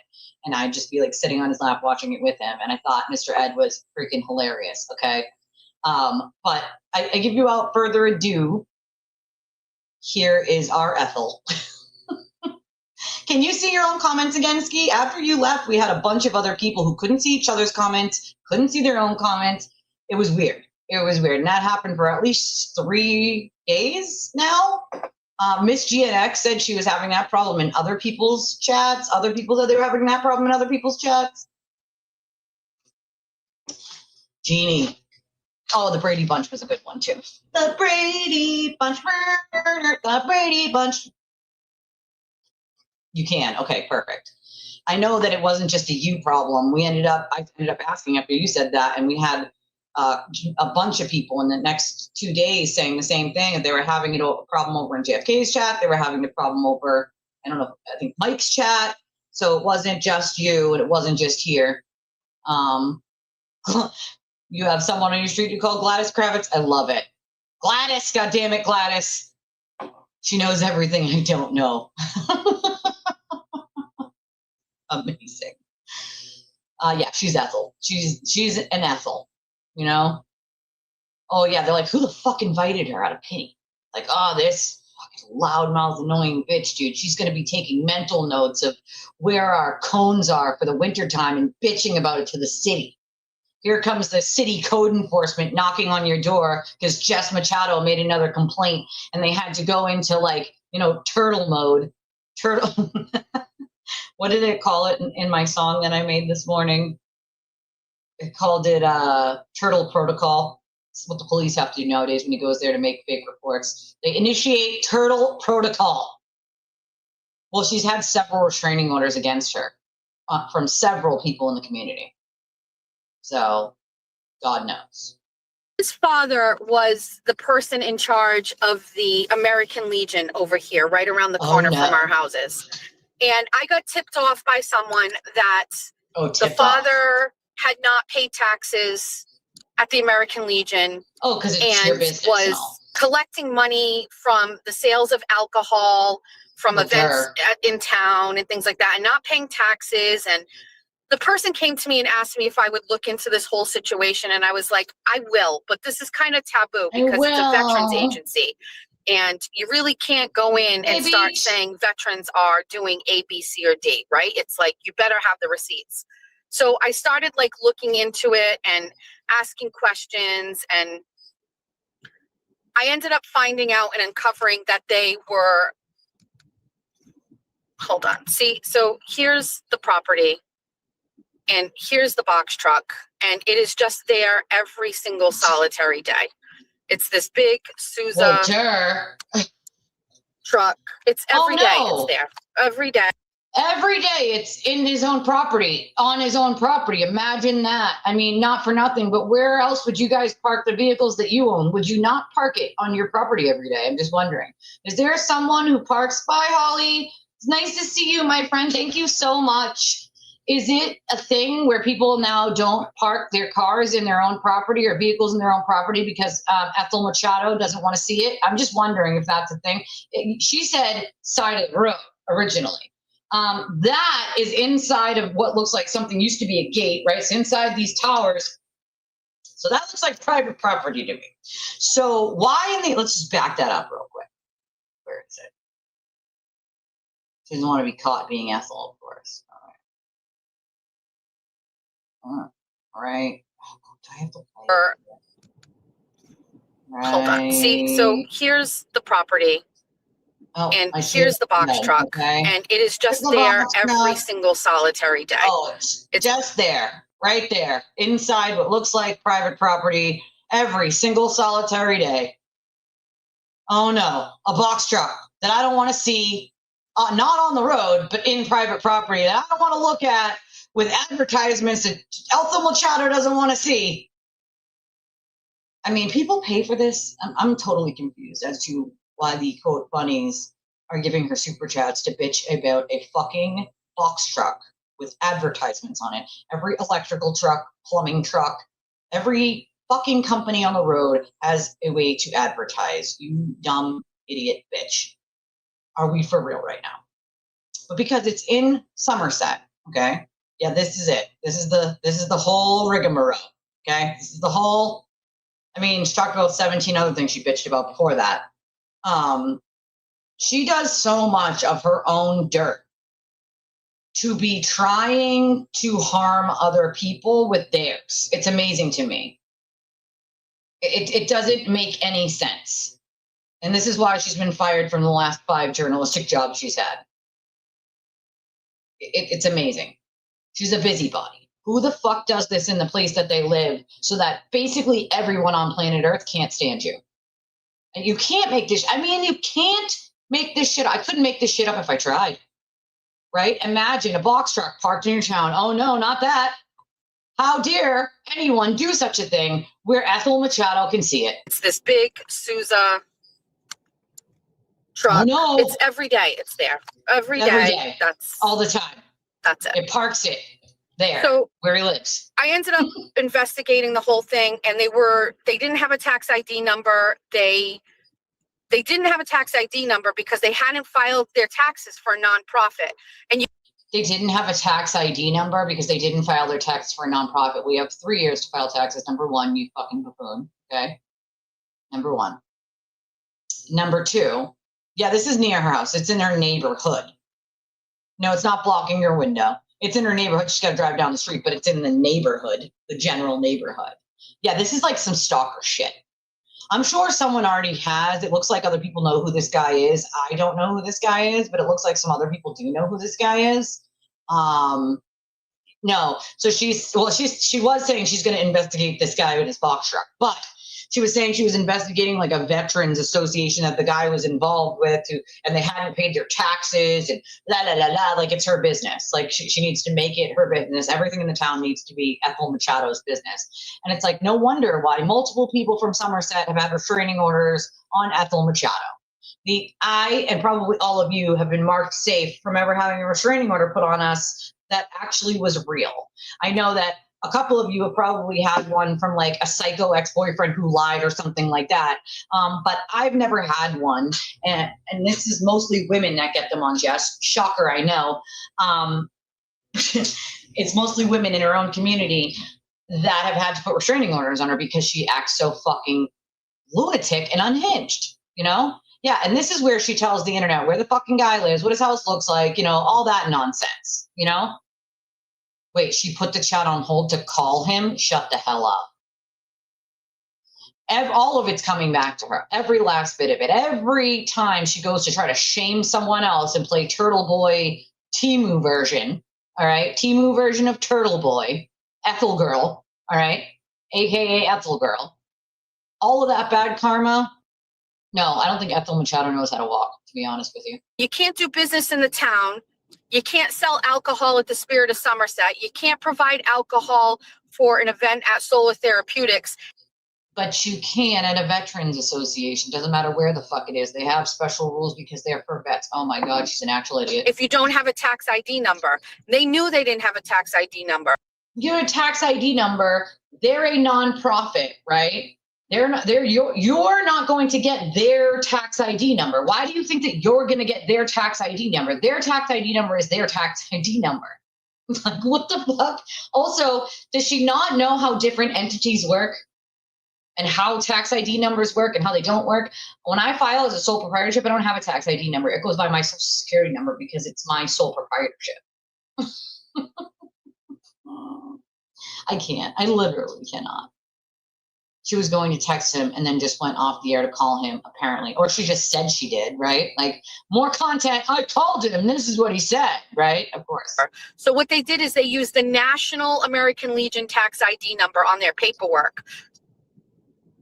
Which they're allowed to do if they're affiliated. You dumb bitch. So when I punched that into the system, yes. Which the people in the town never did, or maybe they did and they overlooked it. Who knows? We'll never know the truth. Or they did and they know stuff you don't, obviously. Right? Like, if you don't pay your own taxes because it's your mother's house that you fucking live in, you're not paying property taxes. You're not paying for the schools, but you're bitching about the schools, but you ain't paying property taxes for the schools because the house is in your mother's name, Jess. The mortgage is in your mother's name. So your mother's paying for it. But you want to bitch about every tiny thing that happens in the town. I'm telling you, I am so glad I don't live in Somerset. I don't know how they haven't, like, yeeted her out of Somerset by now. Literally. I mean, she's a nightmare community member, a nightmare of a neighbor that no one would ever want.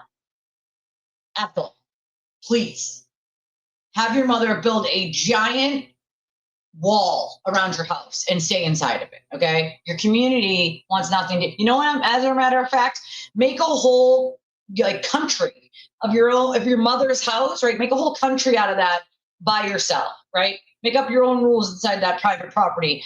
The rest of the community wants nothing to do with you, Ethel. It showed the national tax ID number. They don't. Yeah, if they're affiliated, they can do that. If they do business with them like that, they can do that. It's a 501c. They don't follow your tax rules, Jess. Like, you dumb idiot. File their taxes with that. And so they were scamming. He wasn't filing taxes. He was using a national tax ID number so nobody would pick up on the fact that they didn't have it, and were selling alcohol and raking in tons of cash every year and never claiming them. Now, furthermore, individuals from the American Legion, and by the way, this is Jameson Sousa's father, by the way, individuals who were a part of the American Legion came to me and gave me very clear examples of theft. Many examples of Jameson's father. They told her things about theft, so now she knows. Okay. All right. Someone told her something, so it must be true. Right? She's an accountant now. She's a CPA as well now. You know, Ethel. She said she was giving him the opportunity to deal with it before she contacted the city. I'm sorry, but who does Ethel Machado think she is? Ethel, you don't get to give people any opportunity to do a goddamn thing. Who the fuck are you? You're nobody.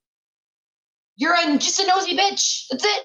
You are nobody to these people. They don't answer to you. The audacity of you to actually think that they do is quite fucking amazing. And then to hide it as some sort of journalism is even more amazing to me. You didn't do it for journalism. You did it because you don't like the guy politically. Let's be fucking honest. Just be honest for once, Jess. For the love of God, be fucking honest. Pocketing cash and not keeping it within the organization, let alone paying taxes on it. Ethel. These people went on record.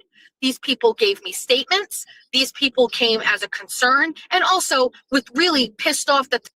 Wait. Her chat didn't agree. Hold on, look at it. Hold on. We gotta look at it. Hold on. Oh yes, that's clearly a billboard. These people can't be serious. That's not a billboard. Putting it on a truck is not a billboard. Let's just throw that out there, okay? Let's do that. All right. Yeah, someone's making money. Oh no, not on Jess's watch. Not unless it's her, right? Jess, I hope you're filing taxes on your free trips. Yeah, she needs a gated. I mean, she is in a cult, so she should stay in the cult commune, right? They should run to cult HQ. You know, read her chat when she puts them on hold. Oh, good. Like people in the chat were discussing it while she was gone on this phone call. I have screenshots of she does it. That's Rich, her talking about scammers when she's immature. But I know, isn't it? I know. Yes, there's usually some sort of personal beef or a bias that she does when she's, quote, doing journalism. That's actually the complete opposite of how journalism works. You don't have a stake in it. You're just doing a story, right? You take your biases out. You have to be fair, balanced, have ethics, none of which you have, which is probably why you've been fired from the last 5 journalistic jobs you've ever had. I'm actually waiting for YBE here to just like throw some knowledge at Jess about why she's an idiot and why this whole excursion she's talking about here with trying to like expose, okay, a veterans association for what she perceives as something wrong is a fucking stupid idea. Oh, she's this very smart person over here is telling her to document the truck every day with a picture. Okay, and what is that going to do? Is the city magically going to make that person take it off their own private property just for Ethel Machado? I don't think they are. I am sorry, Kelly Lily, but that's not how things work, darling. Okay? It's just not. I'm sorry. That's just not how it works. I cannot. That prick is using his name to get away with what he wants. Oh my God, these people, they just buy right into it. Yeah, it's stalking people. Oh my God, we totally should. Oh my God, that is such a brilliant idea. What if we crowdfund a billboard supporting vets right near Jess Machado? Which she has to look at it every single day and complain that she has to look at it. Oh my God, that would be amazing. Or supporting this guy. I don't even know who he is. Supporting this guy here. That would piss her off. Call him Truck Guy. I forget his name. It's Truck Guy. That's amazing. Imagine. She herself made it apparent it was not about the box truck. Yeah, of course it wasn't. Journalism's not stalking, fucking harassing people. She also screwed over the Vets Association, just recently fixed that when she was called out, so she shouldn't talk. Oh, shocker. So once again, the hypocrisy is quite fucking amazing to me. Yeah, she was bitching about him changing the redistricting. The problem with that is what he did was fully legal, and she could have done it too if it meant that much to her. Jameson Souza, that's his name. Poor fucking guy. Like, nobody wants an Ethel Machado. Like, nobody wants to deal with an Ethel Machado. We aren't allowed having clotheslines where I live. We do have some city ordinances that don't allow us certain things. Yeah, but this isn't one of them. You can park that on your private property every day of the week. Nobody can say a damn thing about it on your private property. Yeah, someone said that earlier, Mrs. Kravitz. It immediately made me think of Ethel just because, I mean, Mrs. Kravitz is the same, but like Ethel always peeking out the damn window and Fred's always yelling at her like, Ethel, leave it alone, Ethel. Oh, yeah, I forgot about that. And then she didn't, right? Yeah, and then she didn't. Don't some folks have a virtual commune type group on Discord? I mean, yeah, there are. But, I mean, I barely even get into my own Discord these days because I'm so busy all the time. But, I mean, she's in a cult. She's in a turtle cult. She should make her own fucking commune where all of Jess's rules, all Ethel Machado's rules apply to her there in her commune. Or her mother's commune, I should say. Maybe Jimmy and Will's moms can talk to Jess's mom, and maybe they can all decide that they're adult children. It's time for them all to get the fuck out and adult. Just saying. Just saying. This person was exploiting the American Legion. I had everything. I went. Is she really talking about who's exploiting what? She has exploited hate, anger, vitriol, and lies for the last 2.5 fucking years, probably longer, on this case alone. Never mind the shit she did before that to get all those restraining orders against her. So if anybody has exploited anything, she is the queen of exploiting shit. Went and confronted Jameson Sousa's father, where he lied to me multiple times and told me that he was filing taxes. Because it's not your fucking business, Jess. The fact that he even told you he was going to file, I would have told you to kick fucking rocks in flip-flops. I would have told you to plow rain, pound sand. That's what I would have fucking told you. The guy was nice to be like, I am filing taxes. I would have told you to kick rocks in flip-flops and plow rain and pound sand. I would have told you to fuck off, you fucking putt knocker. No.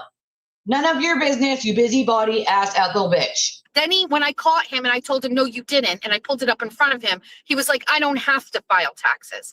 He was the treasurer for the state. He's talking about a nonprofit, right?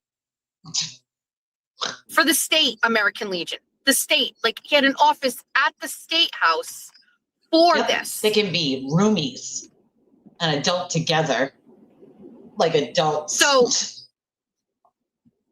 he knew. He was advising other American Legions to file taxes, but he wasn't filing taxes. And he was pocketing cash and pocketing alcohol, and I confronted them on. Jess, you pocket cash all the time. Should we all confront you? I mean, just saying, if you're getting a Venmo or a Cash App, that's pocketing cash, darling. Unless you're filing taxes. Should we all make sure she files taxes? Jess, did you file taxes? I mean, the audacity of some of these people is amazing to me. Like, keep your fucking nose out of other people's pockets in business. You nosy ass Ethel bitch. On it. And then all of a sudden, everything all of a sudden became above board. All of a sudden, it was an oversight they didn't have a tax ID number. Oh, it was an oversight that they hadn't filed. Guess what happened? The minute that I started bringing this public, taxes started getting filed. Paperwork started getting filed. It's all there. There were papers that were had white out on them after I went back and looked at them at the town. They were changing dates and doing all of the shit because I was right. Prove it, Jess. Prove it. Prove it. No, I didn't. I don't watch those people because all it is constant fucking lies. It's just like, unless somebody directs me to something that's funny or like this, where it's just like so hypocritical you can't even believe it's happening, then I don't bother because they just don't mean anything to me. And all they can do is lie so that people will donate more money. It's crazy to me. This is what I mean. Like, who actually gives a fuck? I was right. They put white out on it, so that must mean they're changing dates because we all know she's just assuming, right? Like, there's white out on it, so they're changing dates, or they're whiting out a mistake and correcting it. I mean, you know, that's kind of what whiteout is for, Jess. But I mean, it must be that you're the smartest person ever on planet Earth and that you were like totally 100% right. And you caught them. You got them. Are they in jail, Jess? Did they get a fine, Jess? Or are you just bitching? Oh my God, I would love that. I would help crowdfund that banner for him. You know, I would do that. They had been doing this for years, and this is and unfortunately, I don't live far from where she lives.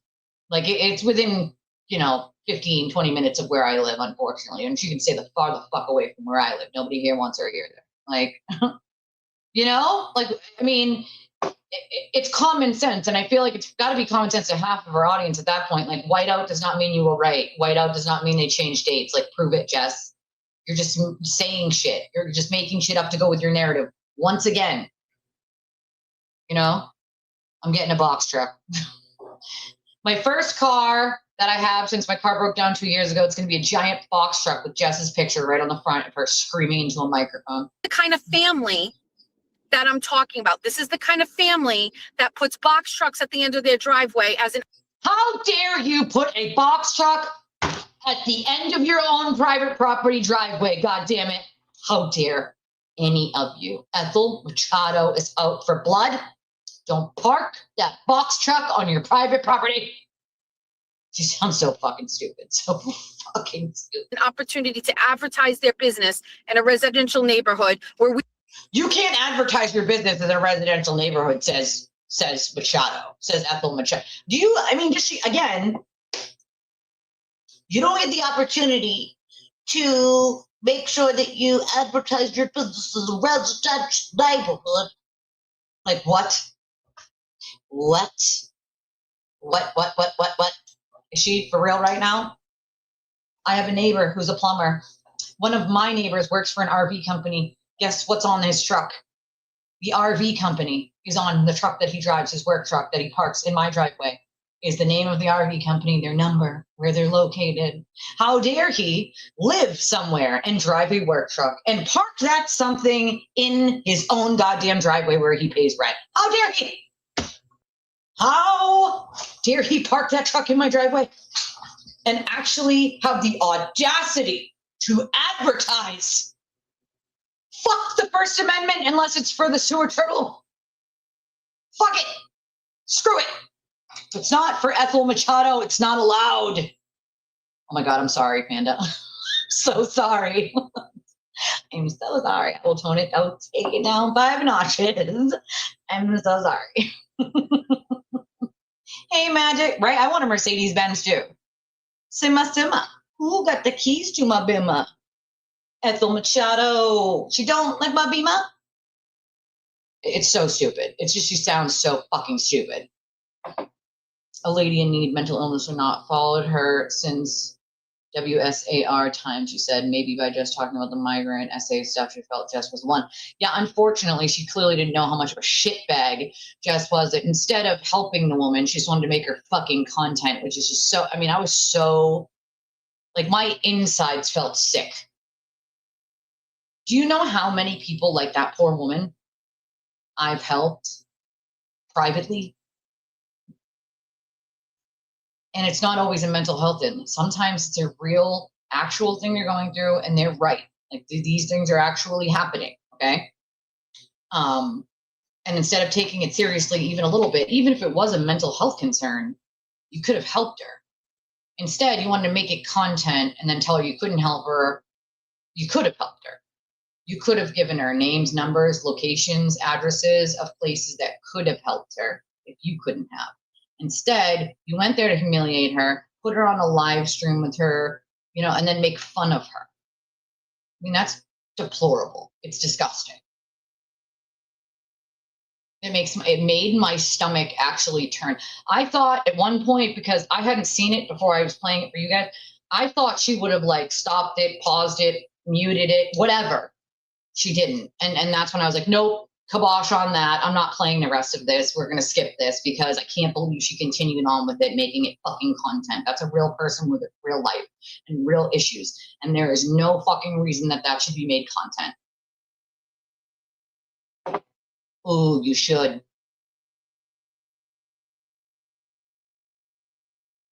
Well, true. I mean, she's a fucking weirdo like that, I apologize, Panda. I will try to take it down a couple notches so you don't burst out laughing. Of course they don't want her at town meetings and stuff. Can you imagine someone bursting into your town meeting and being like, I am appalled at this town allowing box trucks to advertise people's small businesses and personal businesses on their own private property. How dare Somerset allow this behavior? Can you imagine some lunatic running into your city or town hall meeting like that? Oh my fucking God. I am friendly with the mayor here where I live, and I might just have a little Facebook Messenger joke with her if someone like that popped in and said some shit like that. I'm not kidding. That's cuckoo. Like that's some bonkers ass shit right there. All right.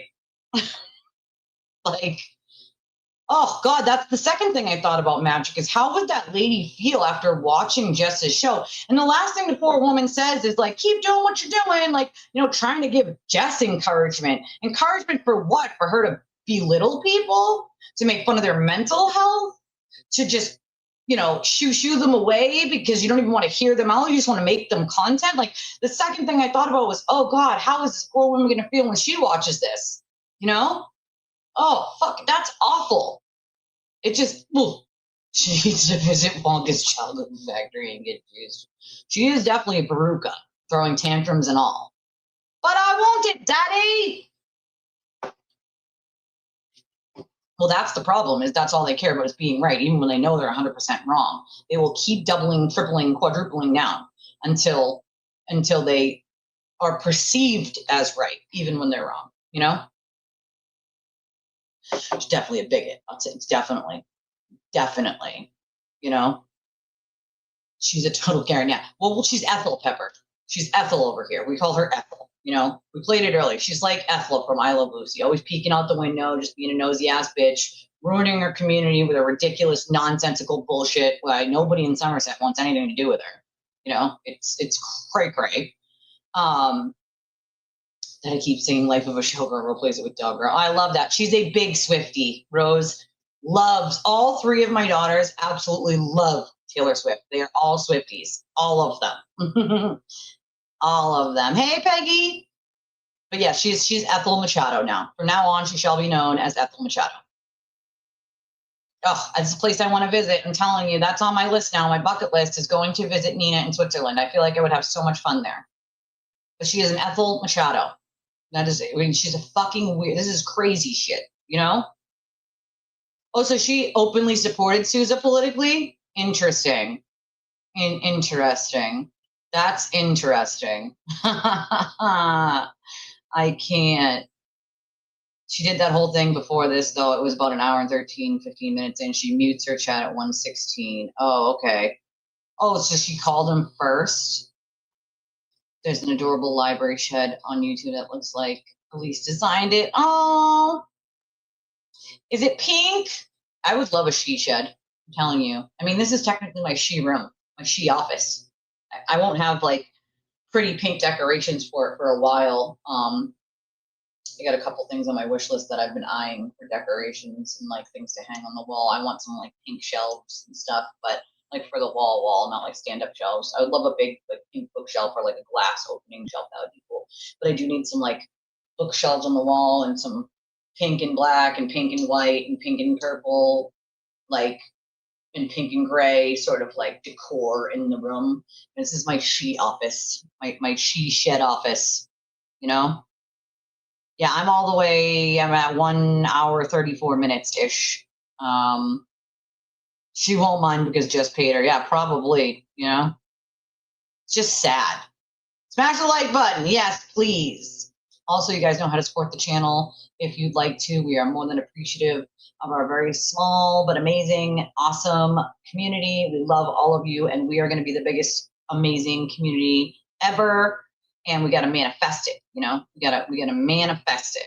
So if you'd like to support the channel, there are a bunch of ways to do so. Being here is one of them. Typing in this chat is one of them. It definitely tells the algorithm that people are here. They're talking. They're having a good time. The like button is one. Making sure that you hit the subscribe button. If you already haven't, that is free. You can get yourself a membership. Our lowest tier is $2.99, or you can gift memberships. You can do super chats or super stickers. We have a goal on for those. Or you can do the most direct routes, which are the best for the creators. It's our Cash App, Venmo, PayPal, Revolut, Chime. They're all in the description. Some of them are on the screen. And then we have our Untwisted chats at the top. And those are pinned to the top of the chat here on YouTube. You just click on the link and you can write anything. You can write a big paragraph if you want. I love reading those notes from you guys. I never read anybody's real name out loud because that's your government name and nobody needs to know that information. But usually people just put who they are, like their screen name, and I can read it that way. And if they don't, I just don't read the name because that's your personal information that we need to keep personal. My Venmo, my Cash App, they're all locked down. Nobody else can see them but me because there are psychopathic cult members out there, All right, how much more of this nonsensical bullshit is this? Let's see. I would love to. One of these days, Nina, one of these days, that would be, I'd have to replace it with my one Sacco trip, and I'd have to save for a really long time, but it's on my bucket list. Hey, Amber, it's on my bucket list. Switzerland would be a fun place to visit. Oh my God, imagine. If you were a parent at the bus stop, would you want him there? I fucking wouldn't. I'd be like hiding in my other neighbor's car with her. Like, all right, where's this fucking weirdo? Like, kids, you see that guy? Stay the far away from that guy. That guy's called the sewer turtle. You got to stay away from that guy. For those of you that just popped in, stick around for a little bit, and I'll play the song for you guys I made this morning. It's a pretty catchy tune. All right, it's pretty catchy. It's pretty good. You'll like it, I promise. All right, back to the screeching of Ethel. We don't have one fucking billboard on the street, as you can tell, because I'm driving. Not one, just the box truck. God damn it. Just this awful box truck on private property. There's no billboards here in Somerset. Driving you this way. God damn it. So I'm not getting angry that you don't understand why I called him. I'm just telling you this is why I called him. You called him why? Because I'm truck? on to you. Stop doing that. Stop doing what? Stop putting your box truck on private property and advertising your business. How dare you? Ethel Machado said so. Also, maybe you can have a box truck on your property, but what if you have neighbors that don't want you to have a box truck and they don't like? Well, that's too fucking bad. Is she serious? Is she dead serious right now? What if you have neighbors that don't want you to have a box truck? The same thing that happens when you have neighbors that don't want you to have an SUV or a BMW or, I don't know, an Aston Martin. It doesn't fucking matter what your neighbors want because it's your private property, Jess. Maybe you don't know that because you don't own fucking property. Even though you pretend to, they can put whatever kind of vehicle they want on their property, darling. So it doesn't matter if your neighbors don't want to look at the box truck or the Aston Martin or the BMW or the regular truck. Because it's not theirs. So if they don't want to look at it, they can close their eyes, they can poke their eyeballs out, they can fucking whatever. They don't have to look at it. But what they can't do is demand it be removed from private property. Mind you, this is down the street from her. It's not like she's looking out her window and looking at it. So it's like amazing to me that she actually thinks in her brain that you can tell someone whether they can put a vehicle on their own private property or not. Because it's a box truck. And Ethel Machado doesn't want to see it. Does she not realize how fucking actually stupid she sounds right now? Seeing it. Would you take it down? Or do you want to dig in your feet and say, Yep. I want to keep it there? You're running for office. And he's allowed to keep it there because Jess Machado, a.k.a. Ethel Machado, does not get to decide. Be a good neighbor. Be a good neighbor, Ethel Machado. Honey, you should probably not tell anybody else about being a good neighbor. The lack of self-awareness is quite amazing to me right now, okay? Being a good neighbor means minding your own motherfucking business, bitch! You don't know how to do that, Ethel? It's just the history with them. It's just that entitlement. It's just that kind of shit where I'd like to remind him that he's no better than any of us. Does that make? Let me remind you, Jess, you're no better than anyone. You don't get to tell people what to do on their private property, darling. It seems to me as, this name that she writes at the bottom, Queen of It All, this is just pure peak lack of self-awareness, that she actually believes that she gets to tell someone what they have on their private property. Be a good neighbor. Don't put things on your private property that Ethel Machado doesn't want to look at. Okay, Jameson? All right, Jameson? Don't do it. The stupidity, the actual fucking stupidity is quite amazing to me. Does she actually think about anything before it comes flying out of her face hole? Make sense to anybody? No, it doesn't, because you're an idiot. We just live in a really sweet, cute little town. I don't want to deal with that. Nobody in that sweet, cute little town wants to deal with you, Jess. Move the fuck out, Ethel Machado. Go adult on your own in your own house and get out of your mother's house and stop pretending it's yours and stop pretending it's your community. No one there likes you. They can't stand you because you do shit like this. God damn it, Ethel. Go find Fred, all right? Fred is calling you back to Turtle HQ. It's not in Somerset anymore. It's in Holden.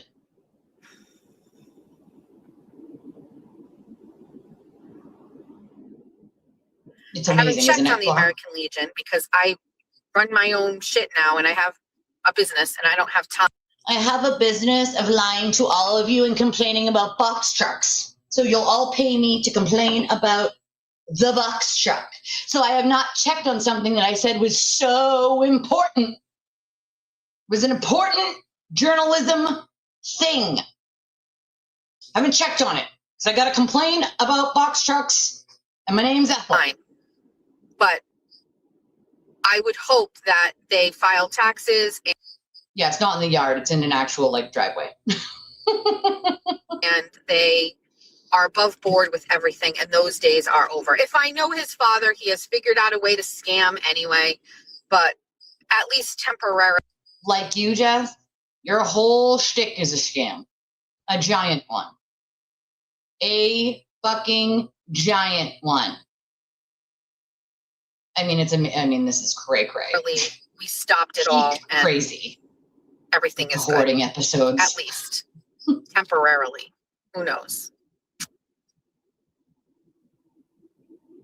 I'm driving, so I cannot stop. I'm so sorry. You know, Clyde, you're not the only one. I've heard a lot of people say that, though. Where they're like, I'm embarrassed I supported her. I'm embarrassed that I ever thought that she was a decent human being, because what they learn is she's just not. Look at the shit she does. She wreaks havoc in her own fucking town. And then, like, thinks it's funny. Like, the fact that she is that self-important that she thinks she gets to tell people what they put on their own private property and whether they can advertise their own small businesses, and she calls that content, it's a bitching session. It's a self-importance session. She's waiting for her audience to send super chats, laugh, and agree with her. That's it. I love to see some debate on something once in a while, especially when it's something that I'm not like well versed in, and I might know, but I might not know. I like to see what other people have to say, and if they're right or if they're not. Like it's a good thing to have debates and look at other views of things. She just wants people just like Aiden to agree all the time. And if you don't agree and send her gifts and send her money, then she doesn't want anything to do with you. You're not important to her. She doesn't seem to understand that an audience as a whole is important. People commenting in your chat are important. People clicking the like button are important. When your video's not live anymore, when people take the time out, I think Casey put a comment on my stream from yesterday. She was like, I hyped this. Yes. After about 5 or 10 minutes and it's not live anymore, you can hit a button that says hype. When you do that, it actually does. When so many people do it, it triggers this thing that allows YouTube to push a smaller channel's content out to like the main page if so many people hype your video. And you can do it 3 times a week. You can hype 3 times a week. So you can do one video 3 times and then you got to wait a week, you got to do it again. But you can hype videos 3 times a week. So to me, that all of that is important. That's literally all important. The only thing that's important to her is how much ad revenue or super chat. That's it. No, it's not Fall River. It's Somerset. It's near Fall River, but it's not Fall River. It's Somerset. They do record themselves doing crimes and stalking. It's like, again, the lack of fucking self-awareness to me. And it is. It's like mocking people, but you sound so stupid. Anybody with this much intelligence can tell that what she's saying makes no sense, is not right, and sounds delulu. That's exactly how you learn, Nina. Hey, Mitzi. It's exactly how you learn. Right? I mean, I know a lot of people have said, at least to Aiden, that they wish they could get their money back, and it's, I think for a lot of people, you start to look at like what 3 people will throw at her, what people will throw at Aiden when it comes to like super chats or donations that she reads, and you're baffled sometimes. You're just baffled, You're like, this is what people support? Like, is this what I need to do to garner support weekly enough to make your channel run? Is you need to do this? Like, no, I know. If that means that I no longer have a channel, or if it means that it takes 5 times as long to grow my channel, then so fucking be it, because this shit, I will never, ever do. This is not okay. This is not good. This is bad. This hurts people. This is just peak, like, nonsense, delusional self-importance, and trying to force people to agree with you and shower you in things, or they're not important. I mean, she doesn't even like pull up her comments because she's always driving in the car, or make points where her audience is making points. Like, she doesn't bother to respond to anyone barely. Like, it's buyer's remorse is a real thing, Ski. A lot of people have been like, I wish I had given that to you and not to her. And I'm like, yeah, I get it. Believe me, you know, I get it. But what also happens is people will give to a channel like hers or Aiden's. And then when they out themselves as being really shitty human beings, that leaves a bad taste in their mouth. And so they never want to donate to any other channel again. It hurts creators like me. It gives other creators like me a bad name when people do this shit. They do this shit, they out themselves as being shitty people, and then it puts a bad taste in people's mouths who are willing to support, right? And so they never want to support anyone again, fearing that the same thing is going to happen, you know? Oh yeah, she makes something out of basically everything. It's a mountain out of a molehill all the time. Yeah, the Kardashian effect, you're right. That's exactly it.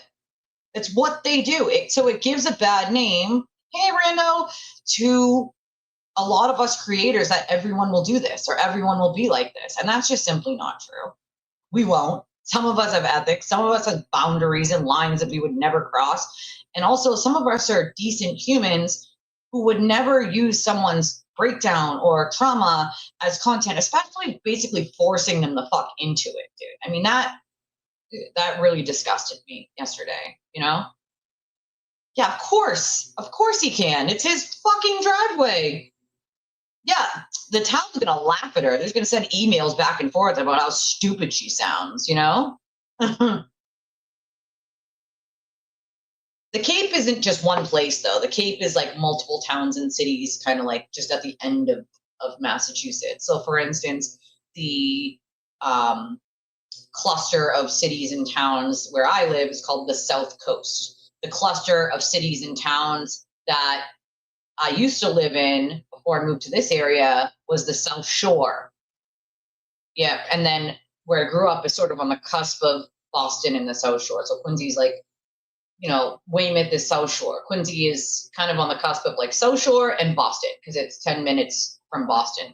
It's really like 5 minutes from Dorchester, which is essentially Boston. So, you know, but that area, South Shore, Boston, is way more expensive. So now you're seeing a lot more people move out here where I live, to the South Coast or to Western Mass, because those were at least the cheaper places. Now where I live is just as expensive. It's literally the only other place that's cheaper than where, like, Fall River is Western Mass. So now the only two cheaper places that you can live are Fall River, New Bedford, or Western Massachusetts. When I first moved to the South Coast, probably 5-6 years ago, rents were much lower here than they were in other parts of the state. And now they have skyrocketed after COVID so much that we are on par with the rest of the goddamn state. And so it's not really much cheaper. But you still have Fall River, New Bedford, and Western Mass. I would never live in Fall River or New Bedford. It's just not my taste. So Western Mass, maybe, but it's in the middle of nowhere, right? If you're not from that area, to you, that's the middle of nowhere. You don't really know anyone. You're not, you know, so that would be a difficult move. That's for sure. Oh, she definitely led that poor woman on. And then when the woman got a chance to actually speak to her, she basically was like, well, listen, I just came here to tell you that I can't help you. Then she listened to her and then made fun of her when she left. That woman can see that, you know? I mean, we mostly here in Massachusetts, a lot of places are right there. I mean, we have a huge river that runs through a lot of the South Coast. Taunton River runs through a lot of the South Coast. And then we have beaches everywhere in Massachusetts. Like, there's a beach within 30 minutes of everywhere, basically. So I grew up literally right on a beach in Quincy, like literally right on a beach. Window looking right out to the ocean. My grandparents had a summer cottage in Plymouth, well, Kingston, which is right next to Plymouth, in what's called Rocky Nook. So it's like a peninsula, and the dead end street, beach at the end, top of the street, beach at the beginning. So I kind of grew up around beaches anyway. And funny story is, I'm not a beach person, at least for salt water. I prefer like rivers and lakes. Then I do salt water, ocean water. Ocean water is very cold, and I'm not a fan of the salt. Oh God, the goddamn commuter rail. What's the series with Nicole Kidman? I don't know. Is there a new series with her? I didn't know Nicole Kidman was still doing acting. I haven't seen her in a really long time. Commuter rail. I can hear the commuter rail. They put in a new rail for the South Coast that just started last year, probably not even a year ago. And now, and I hadn't been able to hear anything but the freight trains, which used to come like in the middle of the night. That's all I've ever heard here. Now, for the last however many months they opened up the commuter rail, I can hear the commuter rail blasting during the morning and in the afternoon. And I'm like, for fuck's sake. But that's exactly what made the rents go up, was commuter rail actually starting to, like, they were building it for years. But once they said, okay, it's going to be up and running, those rents went straight up, because it was now a place, even if it was far from where you lived, if it was in the same city, even on the opposite side of the city, guess what? Your rents went up because there's now a commuter rail, which really means nothing. They only go to certain places, and they're like 2 hours or 3 hours in between each time they come. It's crazy. Yeah, they have been talking about that commuter rail since the 80s. I'm actually shocked they even finally, up and made it run. Yeah, the sand is a pain in the ass. I like to say that Aiden has sand in his vagina because he's always so fucking salty, and he's such a pussy that he has sand in his vagina. But she does want people to think that she's so important that they hound her. And then when you do hound her to get, to talk to her, that's how she treats them. It's gross, No, you cannot object to your neighbor's bushes. I love you, Rose. That's so funny. I know you weren't serious. I get the laughy faces. That's so funny. You're right, though. I mean, how ridiculous, right? Can I object to anything my neighbor puts on their property because I don't want to see it? Well, I guess if you're Ethel Machado, you can. Camera, but this is pretty much like my morning drive. I'll care about the morning. I'll show you, like, we're going down to the waterfront. You'll see where we go. Is she done complaining about the box truck? Can anybody tell me, or no? No? Yeah, no. Sounds like Justin Alien's family, or however you say it. Kinda. Lots of entitlement. Think you can just call the cops and be like, do a drive by our house, blah, blah, blah, blah, blah, blah, blah. No, you can actually call the cops and ask them to drive by your house if you think someone's like stalking you or someone's like threatening you. You actually can do that, Jess. I mean, Aiden runs to the police station and tells them he's missing a shoe. I mean, so clearly you can just run to the police station and whine. I mean, Sewer Turtle does it all the time. As a matter of fact, for those of you that weren't here earlier, we will play you this song. This is the third time we play it today, but I'm going to play it because for those of you that didn't get to hear it, I think you will get a kick out of it. It talks about Jess and Ethel and her box truck problem from this morning. And you guys can read the lyrics on the screen. So without further ado, I give it to you again for those of you who were not here earlier. Sewer Turtle, crawl out the drain. Yeah, yeah. Here we go again.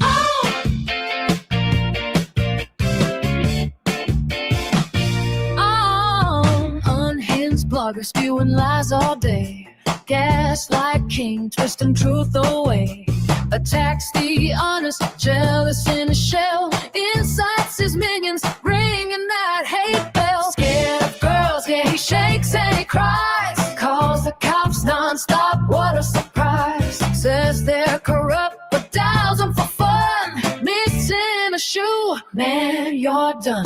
Whining like a baby, help me boo-hoo. Brags, he's the smartest king of the zoo. Low IQ, moving court, felony flop. Argued against himself just to make it stop. Fake account stalking, can't even obey. Third time with a judge, scared of Kate today. Sewer Turtle, hiding in the muck. Turtle protocol, cops say enough. False complaints flying, they roll their eyes. Get lost, little guy, under those blue skies. Sewer Turtle, crying for his crow. Karma's coming fast, what you gonna do? Turtle down, psychic swan's a joke. Living in the shade, Machado the spot. Mom's house parade, peeping at box trucks on private land. Obnoxious, busybody, loudest in the band. Well, either Marlboro cowboy, 50 and frail, mommy's basement, chain smoking trail. Parrots every word, Turtle's loyal mug. Jimmy Bounce on champ, basement shut in slut. All free dreaming of that money train ride. Dirty work doers hiding side by side. But turtles cash, it's a fool's gold scam. Karma's got the ticket, slamming that jam. Sewer turtle, hiding in the muck. Turtle protocol, cops say enough. Thought complaints flying, they roll their eyes. Get lost, little guy, under those blue skies. Sewer turtles, crying waters grow. Karma's coming fast, what you gonna do? Turtle down, yeah, yeah. Come back, you clown parade. Fake tough guy, but girls make you face up praise. They go, I'm the best, the chords laughing, your brains in the dust. Side pigs crashing, train derailed for good. Karma's dancing like we knew it was. So turtle, hiding in the muck. Turtle protocol, cops saying up. False, the place fine, they roll their eyes. Get lost, little guy, under those blue skies. Turtle, grinding for his school. Karma's coming back, what you gonna do? Turtle down, yeah, yeah. Turtle down, sewer turtle. Fade out. Turtle protocol. Karma's here, yeah?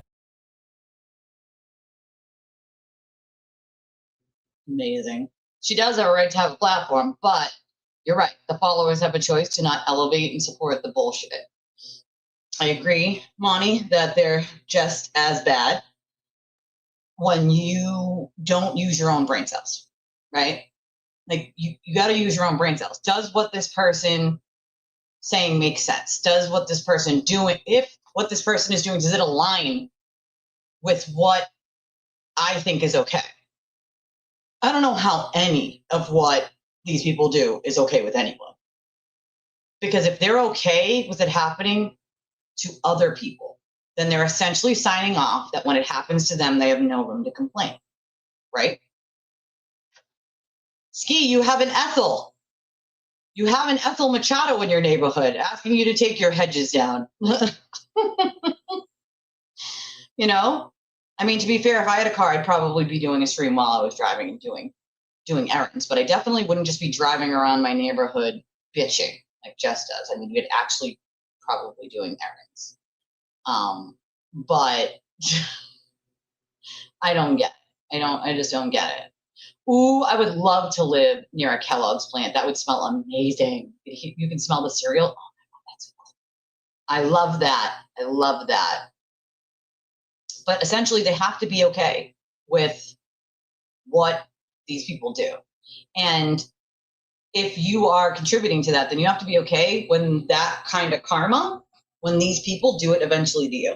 Because if you're not clicking enough, watching enough, donating enough, then you're not important to any of them. They don't care. They could give a shit less. They don't see the big picture. They don't see the big picture that connecting with your audience builds a stronger community. They don't care that connecting with each other builds a stronger community. All they care about is themselves. They don't care that some of you guys connect with each other. And then if someone in our community is having a tough time, then we can all come together as a community to help that person. They only care for themselves to be helped. They miss the big picture.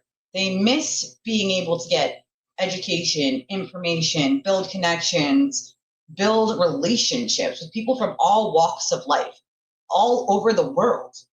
They miss out on it completely because they're so focused on themselves that all that matters is them. No one else matters. They're the only ones, you know? I got some Puffs. I wish I could give you some. My neighbor before I moved gave me like 4 boxes of Puffs Plus Kleenex. And I was like, amazing. My daughter has allergies. So she was like, take these. She bought like a big thing at BJ's. Yes, I remember Gladys. People were talking about Gladys earlier, but my mind automatically went to Ethel. So Ethel Machado is my new name for her because the fact that she actually thinks she can complain about the poor neighbor's box truck is quite amusing to me. Nonetheless, I could not actually believe she said that. That was like a real thing. That was like an actual real thing. Also, don't remember, we tomorrow are covering both the Sandra Birchmore case hearing for Farwell and covering the Kelsey Fitsimmons hearing for her trial. That's the last hearing. And we will have Julie boots on the ground to both of them. So we will have information from inside the courthouse. The Birchmore one is not going to be streamed anywhere. You're not going to be able to watch it anywhere. It's federal court. So the only way we're going to get information is from someone who's in there. So Julie's going to be boots on the ground for us. We're going to simulcast it between here and Spaces with Dierdre. And so we will bring you all of the important information. Now, the Kouri Richins trial stopped yesterday. They did a whole voir dire. They continued it today. All right. And so a lot of shit has sort of happened in that case. Just I think after hearing the private investigator guy, I had some questions. There were some weird things that he said. I had some serious questions about the way that he went about doing certain things or got his hands on certain things. And I guess I wasn't the only one, because I said something about it. And then I looked the next day and there was like a whole article on people talking about like just that guy and like the stuff that he had said. So clearly I wasn't the only one that noticed that, you know? So there was like accusations of a poison sandwich instead of a drink, you know? And then they had the housekeeper, which was supposed to be their star witness, you know? She doesn't possess well, again, she's been fired from the last 5 journalistic jobs, Moni. The last 5. And the other day she actually did a stream and said, do you know what all those 5 jobs have in common? I was just thinking about what all those 5 jobs have in common. And then she proceeded to tell everybody that what they all have in common is she's very talented and she's amazing at journalism. And you know, she didn't lose the job because it was anything she did on all 5 of them. It was like everyone else, you know, politically had jobs and people just hate her and made shit up. And that's why she lost them. It wasn't actually because she did anything wrong.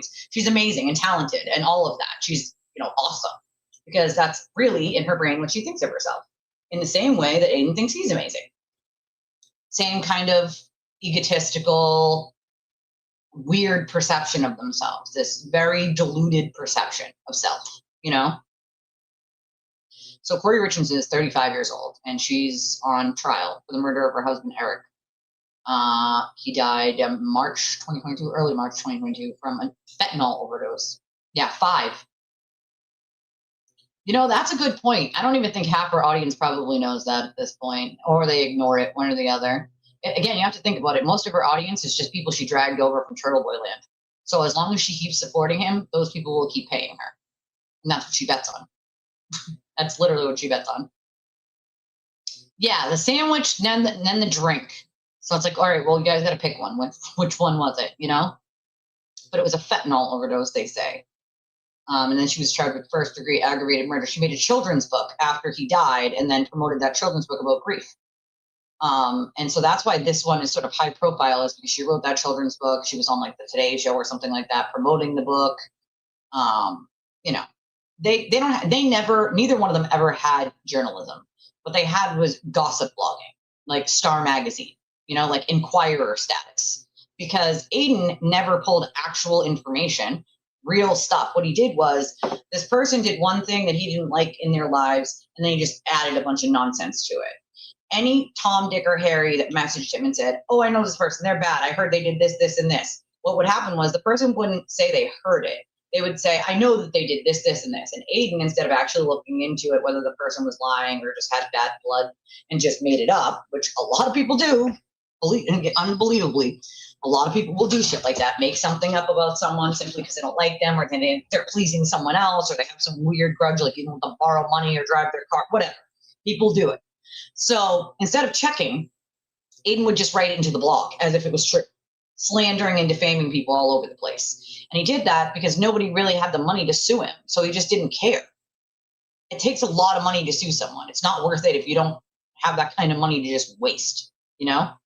And so essentially, that's what he lived on, was just writing stories about people and throwing in all these extra details that weren't true, including Jess, including Tom, who he both wrote articles on both of them, and then they both claimed that they were false and fake and tried to correct them with Aiden, and he never corrected a single thing in either of them.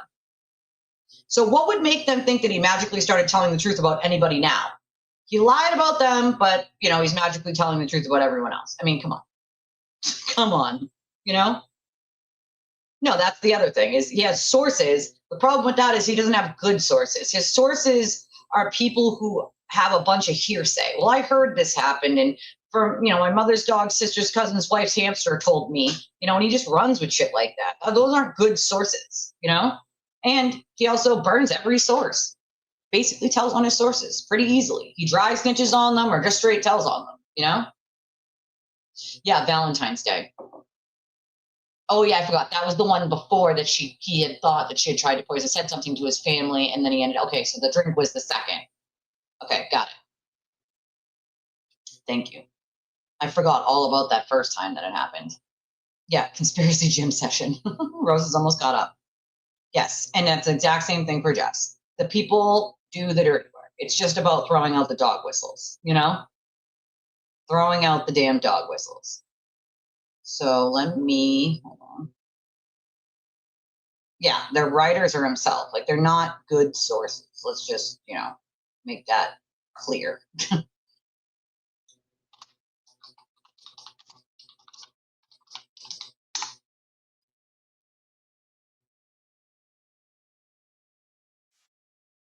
So this is Carmen, the housekeeper, on the stand now. I am going to pop this on so we can watch some of this.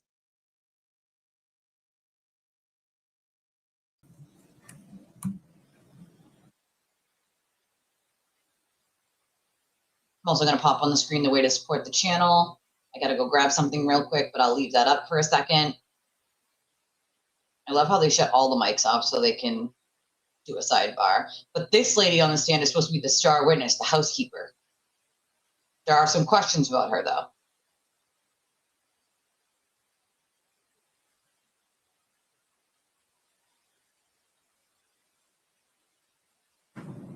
Okay, so you were writing to ask for permission to go. Oh, can you take that down, Katie? I'm sorry. Okay. To go to Vegas once a month, correct? Yes. And in that letter in February of 24, you said that you have been in 100% full compliance with everything asked of me. So I should be allowed to do this, correct? Yes. But that wasn't true, right? Yes. No. Yes. Yes and no. It was not. Part, It wasn't yes. true that you'd been No. in 100% compliance. So No. what you represented to Judge Mabee in order to get to do something you wanted to do, wasn't correct, right?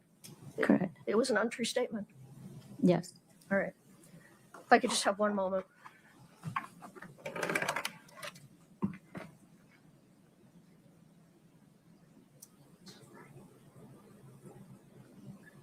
Your Honor, that's all we have. Ms. Law, will you just testify to a gun? Do you recall that? Yes. Was that the gun that detective seized when executing a warrant on your home on April the 26th, 2023? Correct. And then you entered into the probation agreement about a month later on May the 18th, 2023?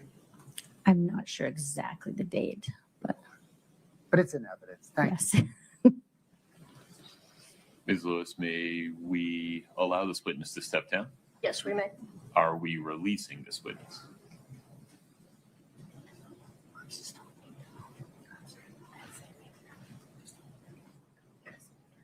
No, we would ask that she just be, the subpoena remain in effect. Okay. But she may leave now. Yes. So Ms. Lauber, to be clear, like the last time, you're free to go, but you're still subject to subpoena. You may be called back. Because of that possibility, I need you to not read, watch, or listen to any coverage of this case of any kind. Okay. And do not talk to anybody about your testimony. Okay.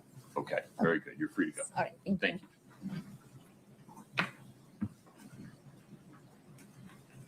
Mr. Bloodworth. Your Honor, the state calls Detective Jeff O'Driscoll. Detective, let's get you sworn in.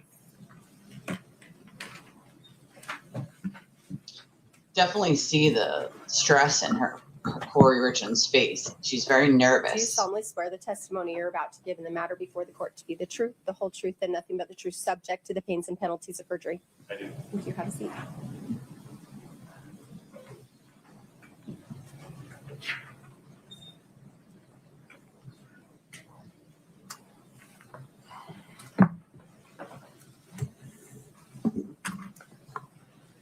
One more time, sir. What is your name? Detective Jeff O'Driscoll, O''DRISCOLL.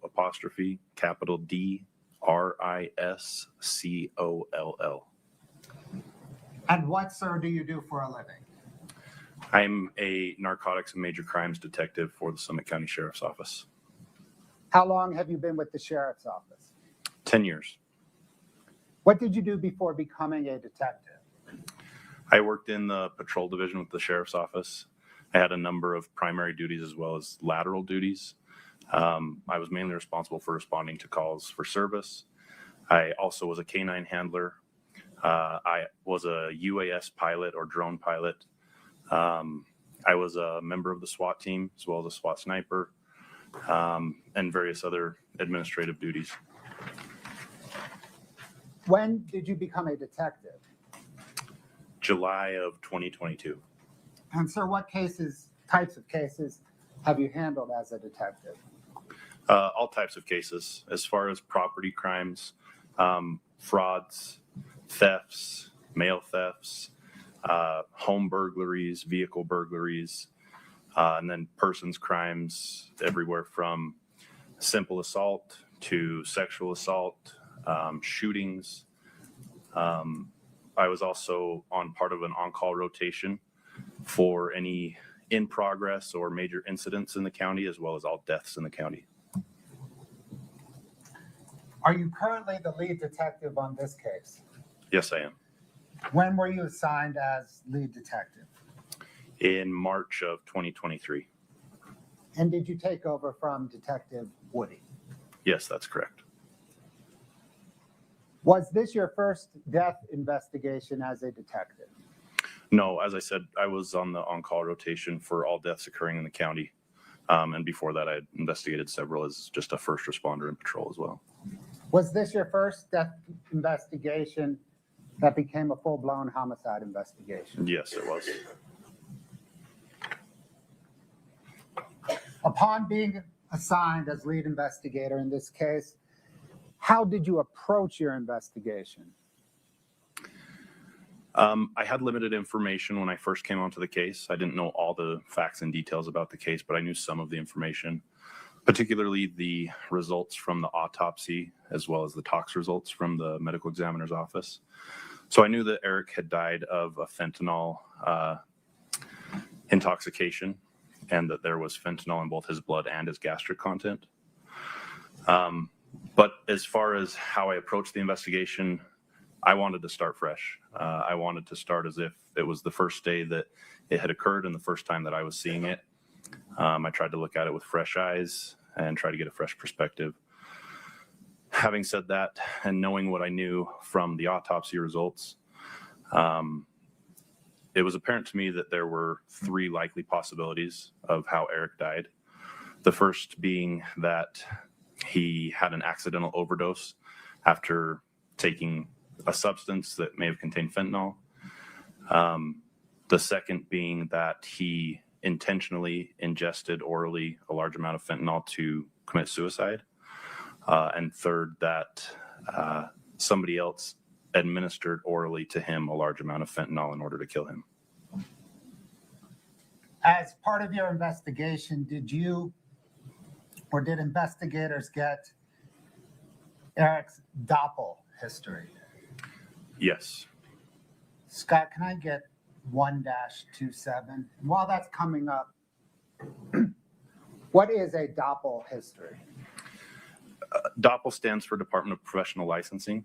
But in our world, what it means is the state holds a database of all prescription controlled substances that are prescribed, issued, filled, the dates they were filled, who the patient was, the dosage, things like that. The state maintains that information. We can request that for any particular patient within the state. Your Honor, are you able to publish that to the witness and counsel? Yes, sir. You ready? Preview to the witness? Yes, sir. Okay. You should see it now.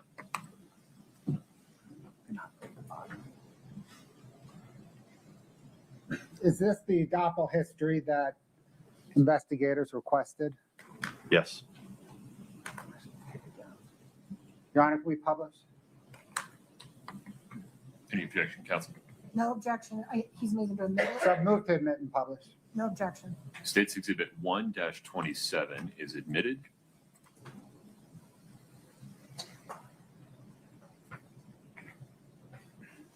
Scott, if you could embiggen that bottom portion, please.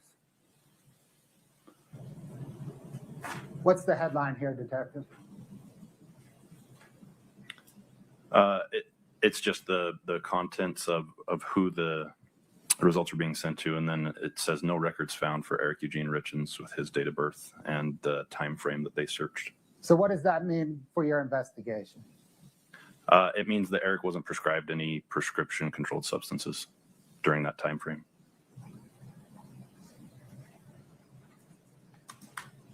Did investigators search Eric's phone for evidence of THC gummy use? Yes. Did investigators discover 2 text messages between Kouri and Eric Richins regarding THC gummy use? Yes, those messages were recovered from Eric's cell phone. Scott, can I get 2-118D, please? Is this an accurate depiction of a November 20th, 2021 text exchange between Kouri and Eric Richins? Yes, it is.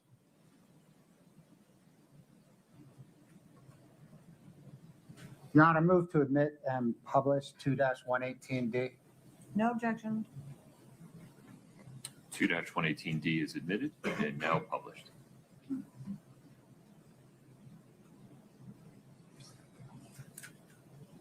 I believe the green is Eric's and the blue is Kouri Richins.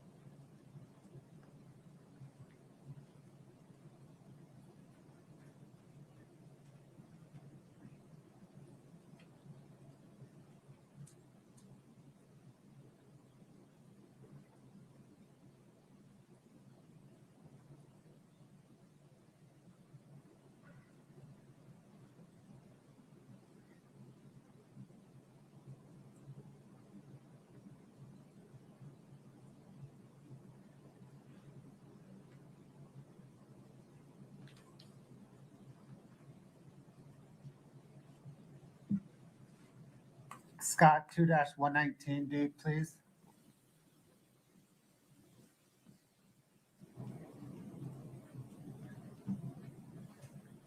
Detective, is this a accurate depiction of a January 13th, 2022 text exchange between Kouri and Eric Richins?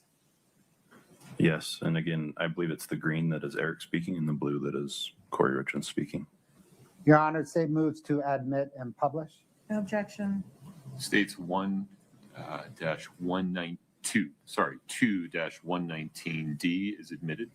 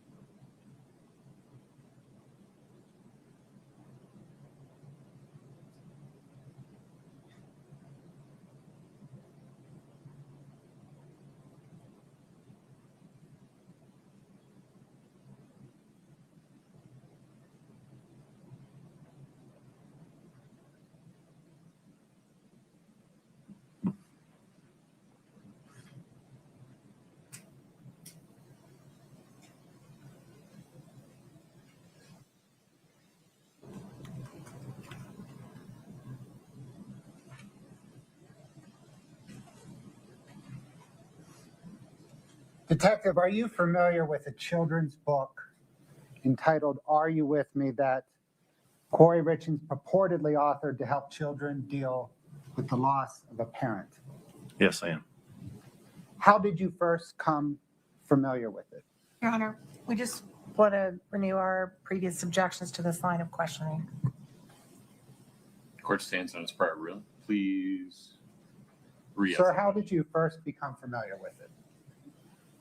Another one of the investigators from the sheriff's office shared a link with me to a story by Good Things Utah, a local news channel. And I viewed an interview there between Ms. Richins and reporters. Scott, can I get 8-21 Sierra, please?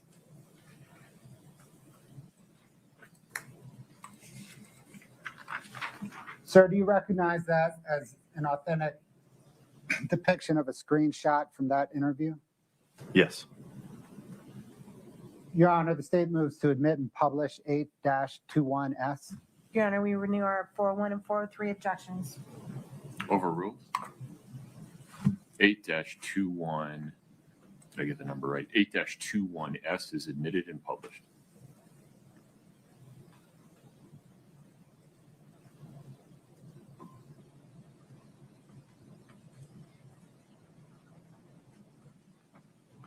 Did detectives investigate how Kouri Richins came to appear on Good Things Utah? Yes. A subpoena was sent to ABC Utah news station to get that information, and part of their production. They produced some emails between Ms. Richins and the production team. It appeared that they had some kind of standardized form that anyone could fill out to requesting to be on the show, and it looked like Ms. Richins had filled that out and they were communicating about the results. Scott, can I get 2-115? That is exactly what that one said, B. Harley. He said I would never hang out with other girls while I'm instead of going to the kids' games. So it looks like she was probably like accusing him of doing something he wasn't doing. I mean, it happens in relationships, right? Detective, Obviously. is that an accurate depiction of the March 24th, 2023 email exchange between Kouri Richins and Good Things Utah? Yeah, I believe it began on March 24th. There's various dates on when emails were sent back and forth, but yes. Your Honor, the state moves to admit and publish 2-115. Object to 401, 403, and hearsay, Your Honor. 401 and 403 overruled. With respect to hearsay, there are portions of this were authored by Kouri Richins, other portions authored by people other than Kouri Richins, correct? That is correct. And the portions other than Kouri Richins are offered for their effect on Kouri Richins. Very good. Ladies and gentlemen of the jury, to the extent that State's Exhibit 2-115 includes statements authored by Kouri Richins, you may consider those statements for the truth or for any purpose. To the extent they include statements written by someone other than Kouri Richins, you cannot consider those statements for the truth. Rather, you can consider them only for the effect they had upon Kouri Richins as the recipient of those statements. Published 2-115. Yes, Your Honor, please. Very good. 2-115 is admitted and published. I think it starts from the bottom up. The video where she does the children's book, I've seen it a couple times. I've watched it.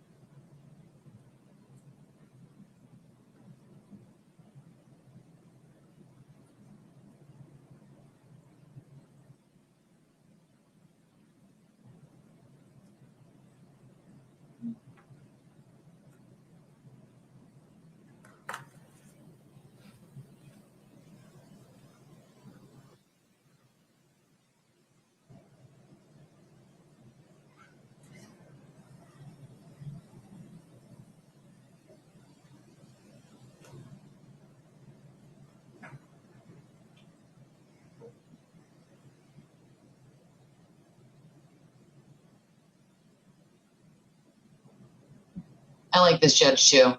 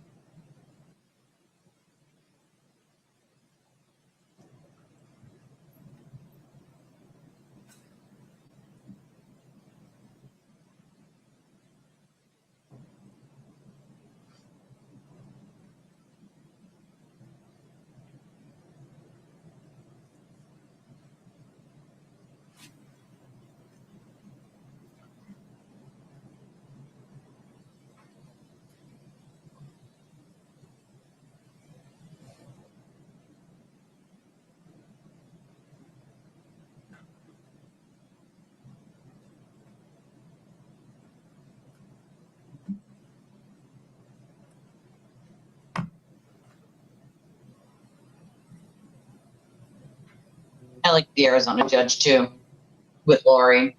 I don't know how he had that much patience. I don't have that kind of patience. It was saintly, that kind of patience.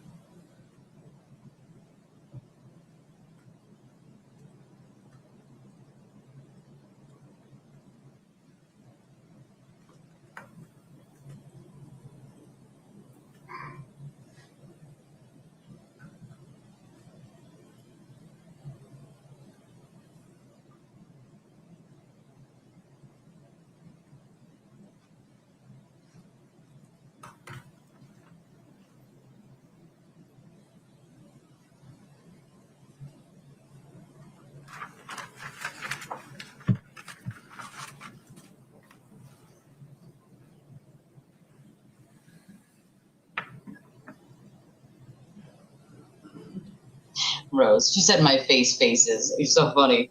My face faces too, girl. Listen, I feel you. I think I'd be a decent judge, but my face does face too much. I agree with you there. My face faces too. In addition to Good Things Utah, are you familiar with Kouri Richins promoting the book on KPCW Radio? Yes, again, I was sent a link to their website. I viewed their webpage and saw an interview with Miss Richins and journalists and listened to an interview that she conducted with them on their website. Scott 8-37, please. Is this an accurate depiction of the website promoting the interview? Yes, it is. That whole Is it case dated was just April the 12th, evil, 2023? Charlie. Broke Yes. my heart. Those poor kids. Your Like, Honor, the state I moves to can't. admit and publish 8-37. Object 401, 403, and hearsay, Your Honor, and authenticity.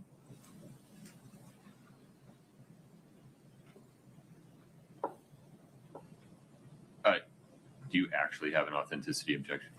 Yes. Please approach. Obviously, the judge, you actually have, obviously they have it. They threw it out there. But yeah, those poor kids, all I could think about was what was their last moments like, and that just broke my heart. Having kids myself, like, I don't understand how anybody could ever hurt their own child. It's just evil. Fucking pure evil.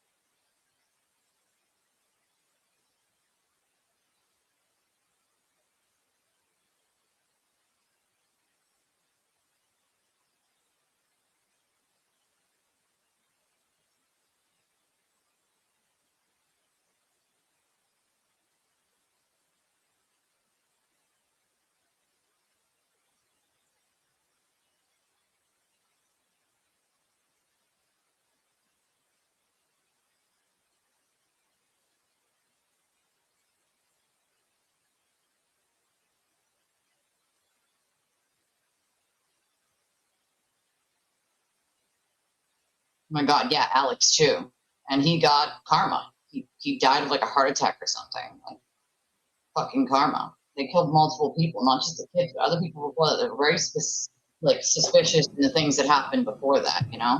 Scott, And then it all came to a head. would you redact all text below the photograph, please?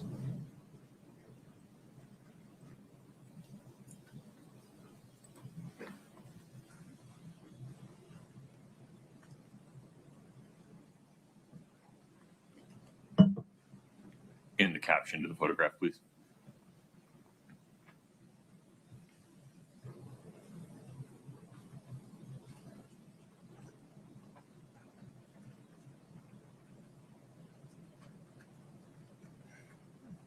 No, I'm sorry. Not the headline, the caption of the photograph.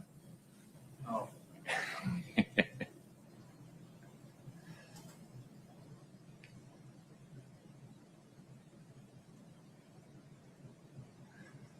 There we go. Okay. Remind me of the number, Mr. Bloodworth. Your Honor, 8-37. You want to put an R on it? Does it matter? We should put an R on it. Okay. now. States 8-37R is admitted. Defendant's objections thereto are overruled. Ready to publish? Yes, please. I don't think I haven't heard anything about that case in a while, Ski. I'm gonna have to check in on that one.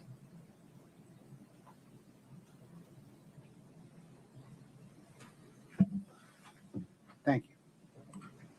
Towards the end of March 2023, did the Summit County Sheriff's Office receive an anonymous Amazon delivery of the book? Yes.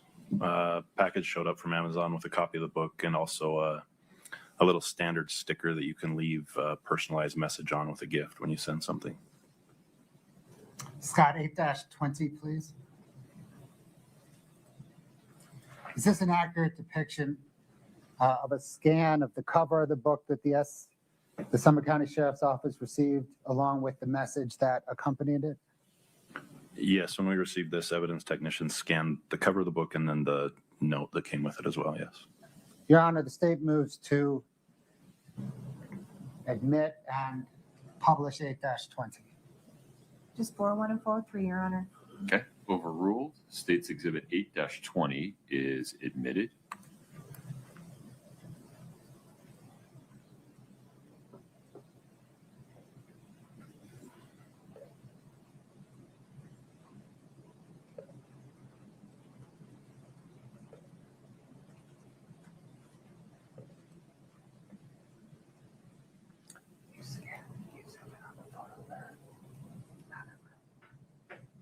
Thank you.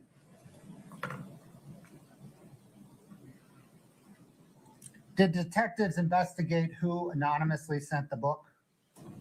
Yes, subpoena was sent to Amazon to request the information on who the sender was, and it came back as Lisa Darden. Scott, 8-34, please. Is this an accurate depiction of the order history provided by Amazon in response to the subpoena? Yes, it is. Dated March 21st, 2023? Correct.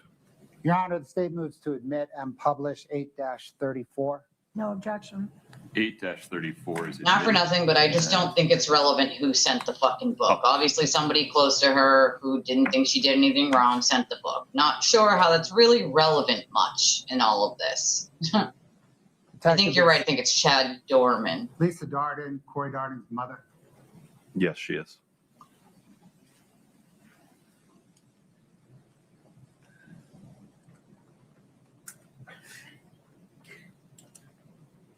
Did detectives investigate who wrote the book? Yes. Who wrote the book? Objection 401, 403, and hearsay. Overruled. Go ahead. We found text messages in in Miss Richins' phone between her and a contact named Book Writing Lane, who is a book writer, publisher of some type, regarding them writing the book for her.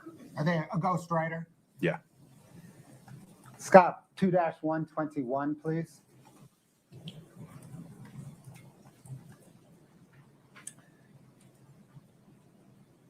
This is 141 pages. You've reviewed this prior to today. Is this an accurate depiction of those text messages between Kouri Richins and Book Writing Lane? Yes, this is a depiction of part of them. Mr. Bloodworth, would you approach for one moment?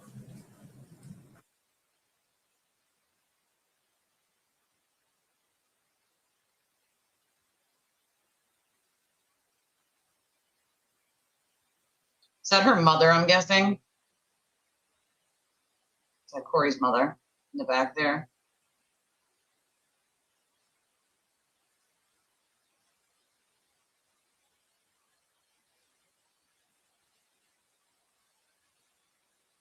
Oh, he pled guilty? There was no trial?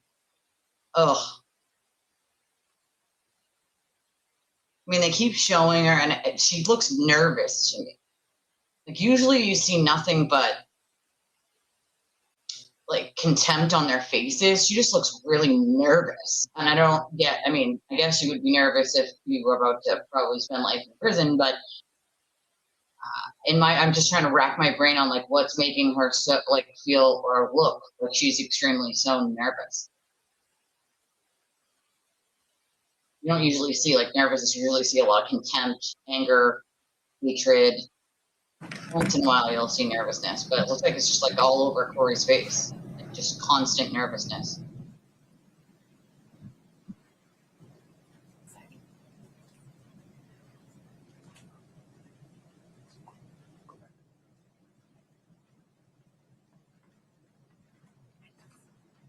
Detective O'Driscoll, are the bubbles in green Kouri Richins and the bubbles in blue book writing lane? Yes, that's correct. And does this lengthy text message exchange generally depict Kouri Richins engaging book writing lane, providing them with ideas and circulating drafts of the narrative and the illustrations? Yes, that's what it appears to me. Your Honor, the state moves 2-121 into evidence. Same objection, 40143 and hearsay, Your Honor. All right.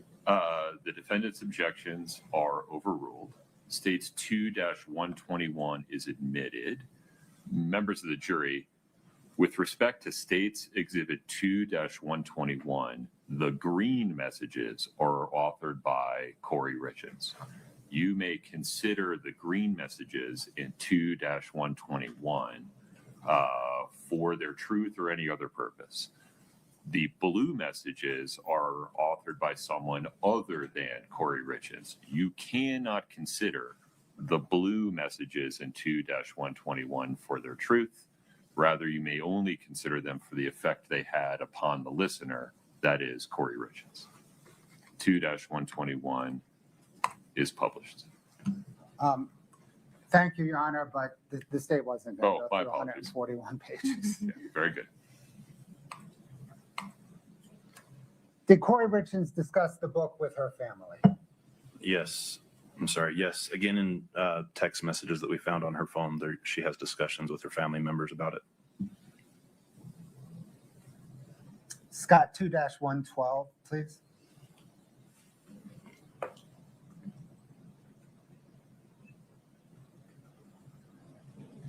Is this a February 28th, 2023 text exchange between Kouri Richins and her brother DJ? Yes. And again, They don't really have a- Richins is I mean- in green and DJ is in blue. They really haven't done, I'm guessing they Is this haven't an really accurate done depiction? their case yet. Yes. Till the prosecution rests, you're not really going to hear, like, the whole defense that they have. You're going to hear some of it, obviously, but not the whole shebang. Your Honor, the state moves to admit and publish 2-112. Object to 40143 and hearsay, Your Honor. Defendant's objections are overruled. Are you asking for the same instruction as Nestor? No, sir. I was picking up what you were laying down. I knew you meant 2-112 Eric is Richins. admitted. Move to publish, Your Honor. Okay.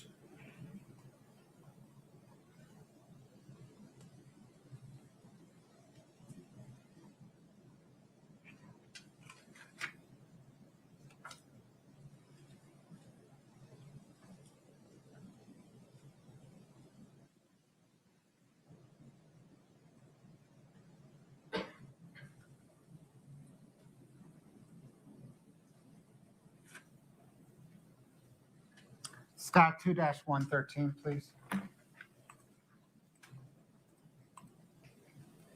I don't really know what relevance these have, to be honest with you. Anybody writing a children's book is going to be nervous about doing the interview. They're going to talk about the book with their family members. I don't really know what relevance this actually has. I mean, this isn't a motive. This isn't a dastardly deed. I just don't see the point of even bringing any of this in. I feel like it's a giant waste of time.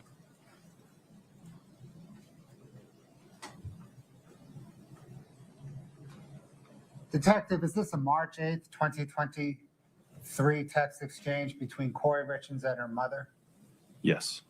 Is Kouri Richins in green and her mother in blue? Yes. Is this an authentic depiction? Yes, it is.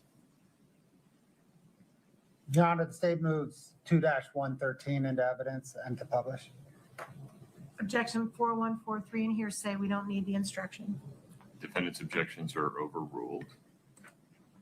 All their objections are being 2-113 is overruled. admitted.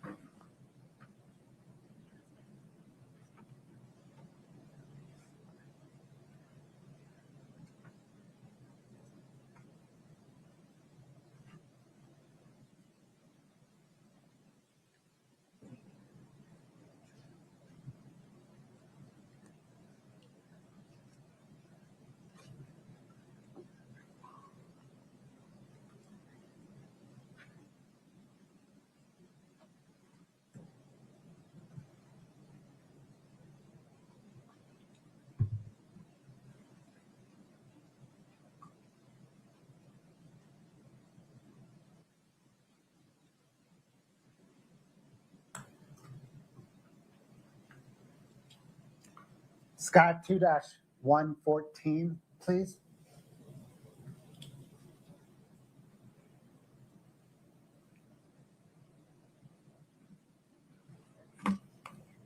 Oh, Your Honor, we took it down because it was being published. Should be previewed now. Thank you.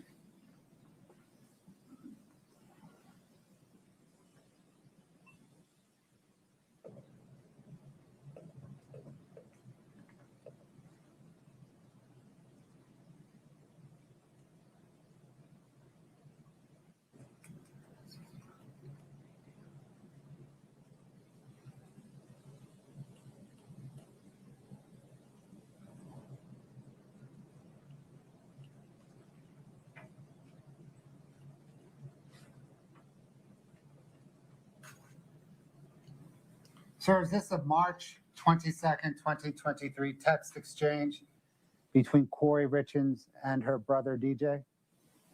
Yes, and just like before, Kouri Richins is the green bubbles and DJ is the blue bubbles. Is this an accurate depiction?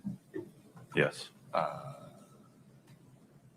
Your Honor, the state moves to admit 2-114 and publish. 4143 and hearsay. We don't need the instruction. Thank you, Your Honor. Scott, would you zoom in for a minute? Understood. I misread it. Okay. Zoom back out so I can see the number. My apologies. Defendant's objections to states 2-114 are overruled. 2-114 is admitted and published.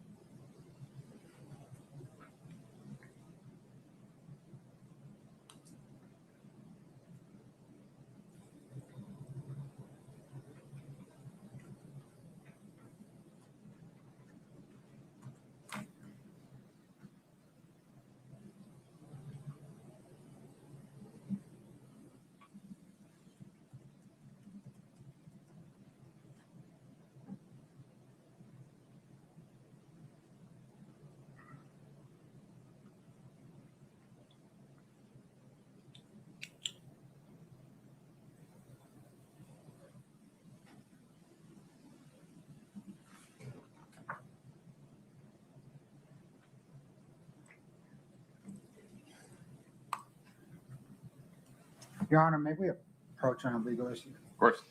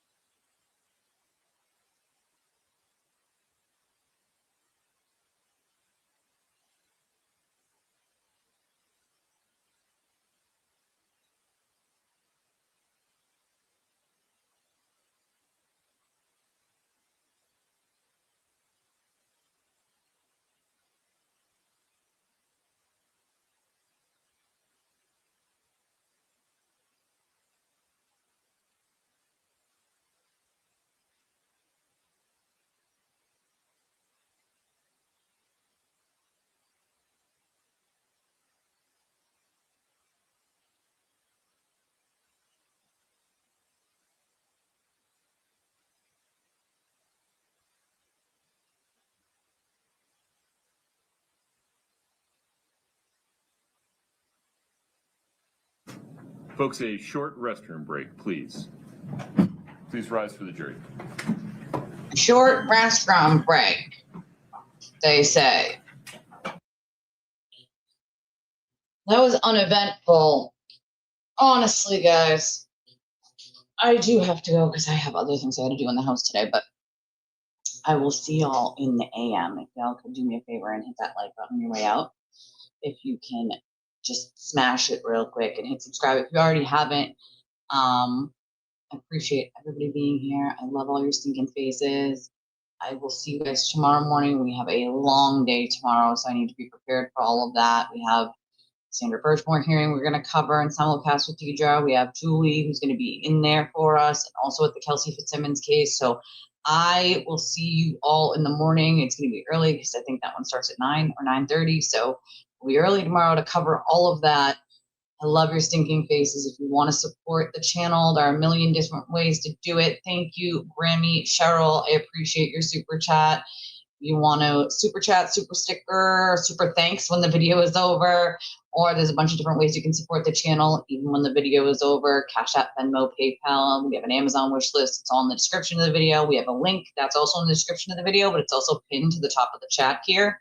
And you can click on the link and use any credit or debit card, leave any message you want. Anything that obviously comes in, I will read tomorrow if it comes in when I'm not live anymore. So I love your stinking faces, and I'll see everybody in the morning. Bye.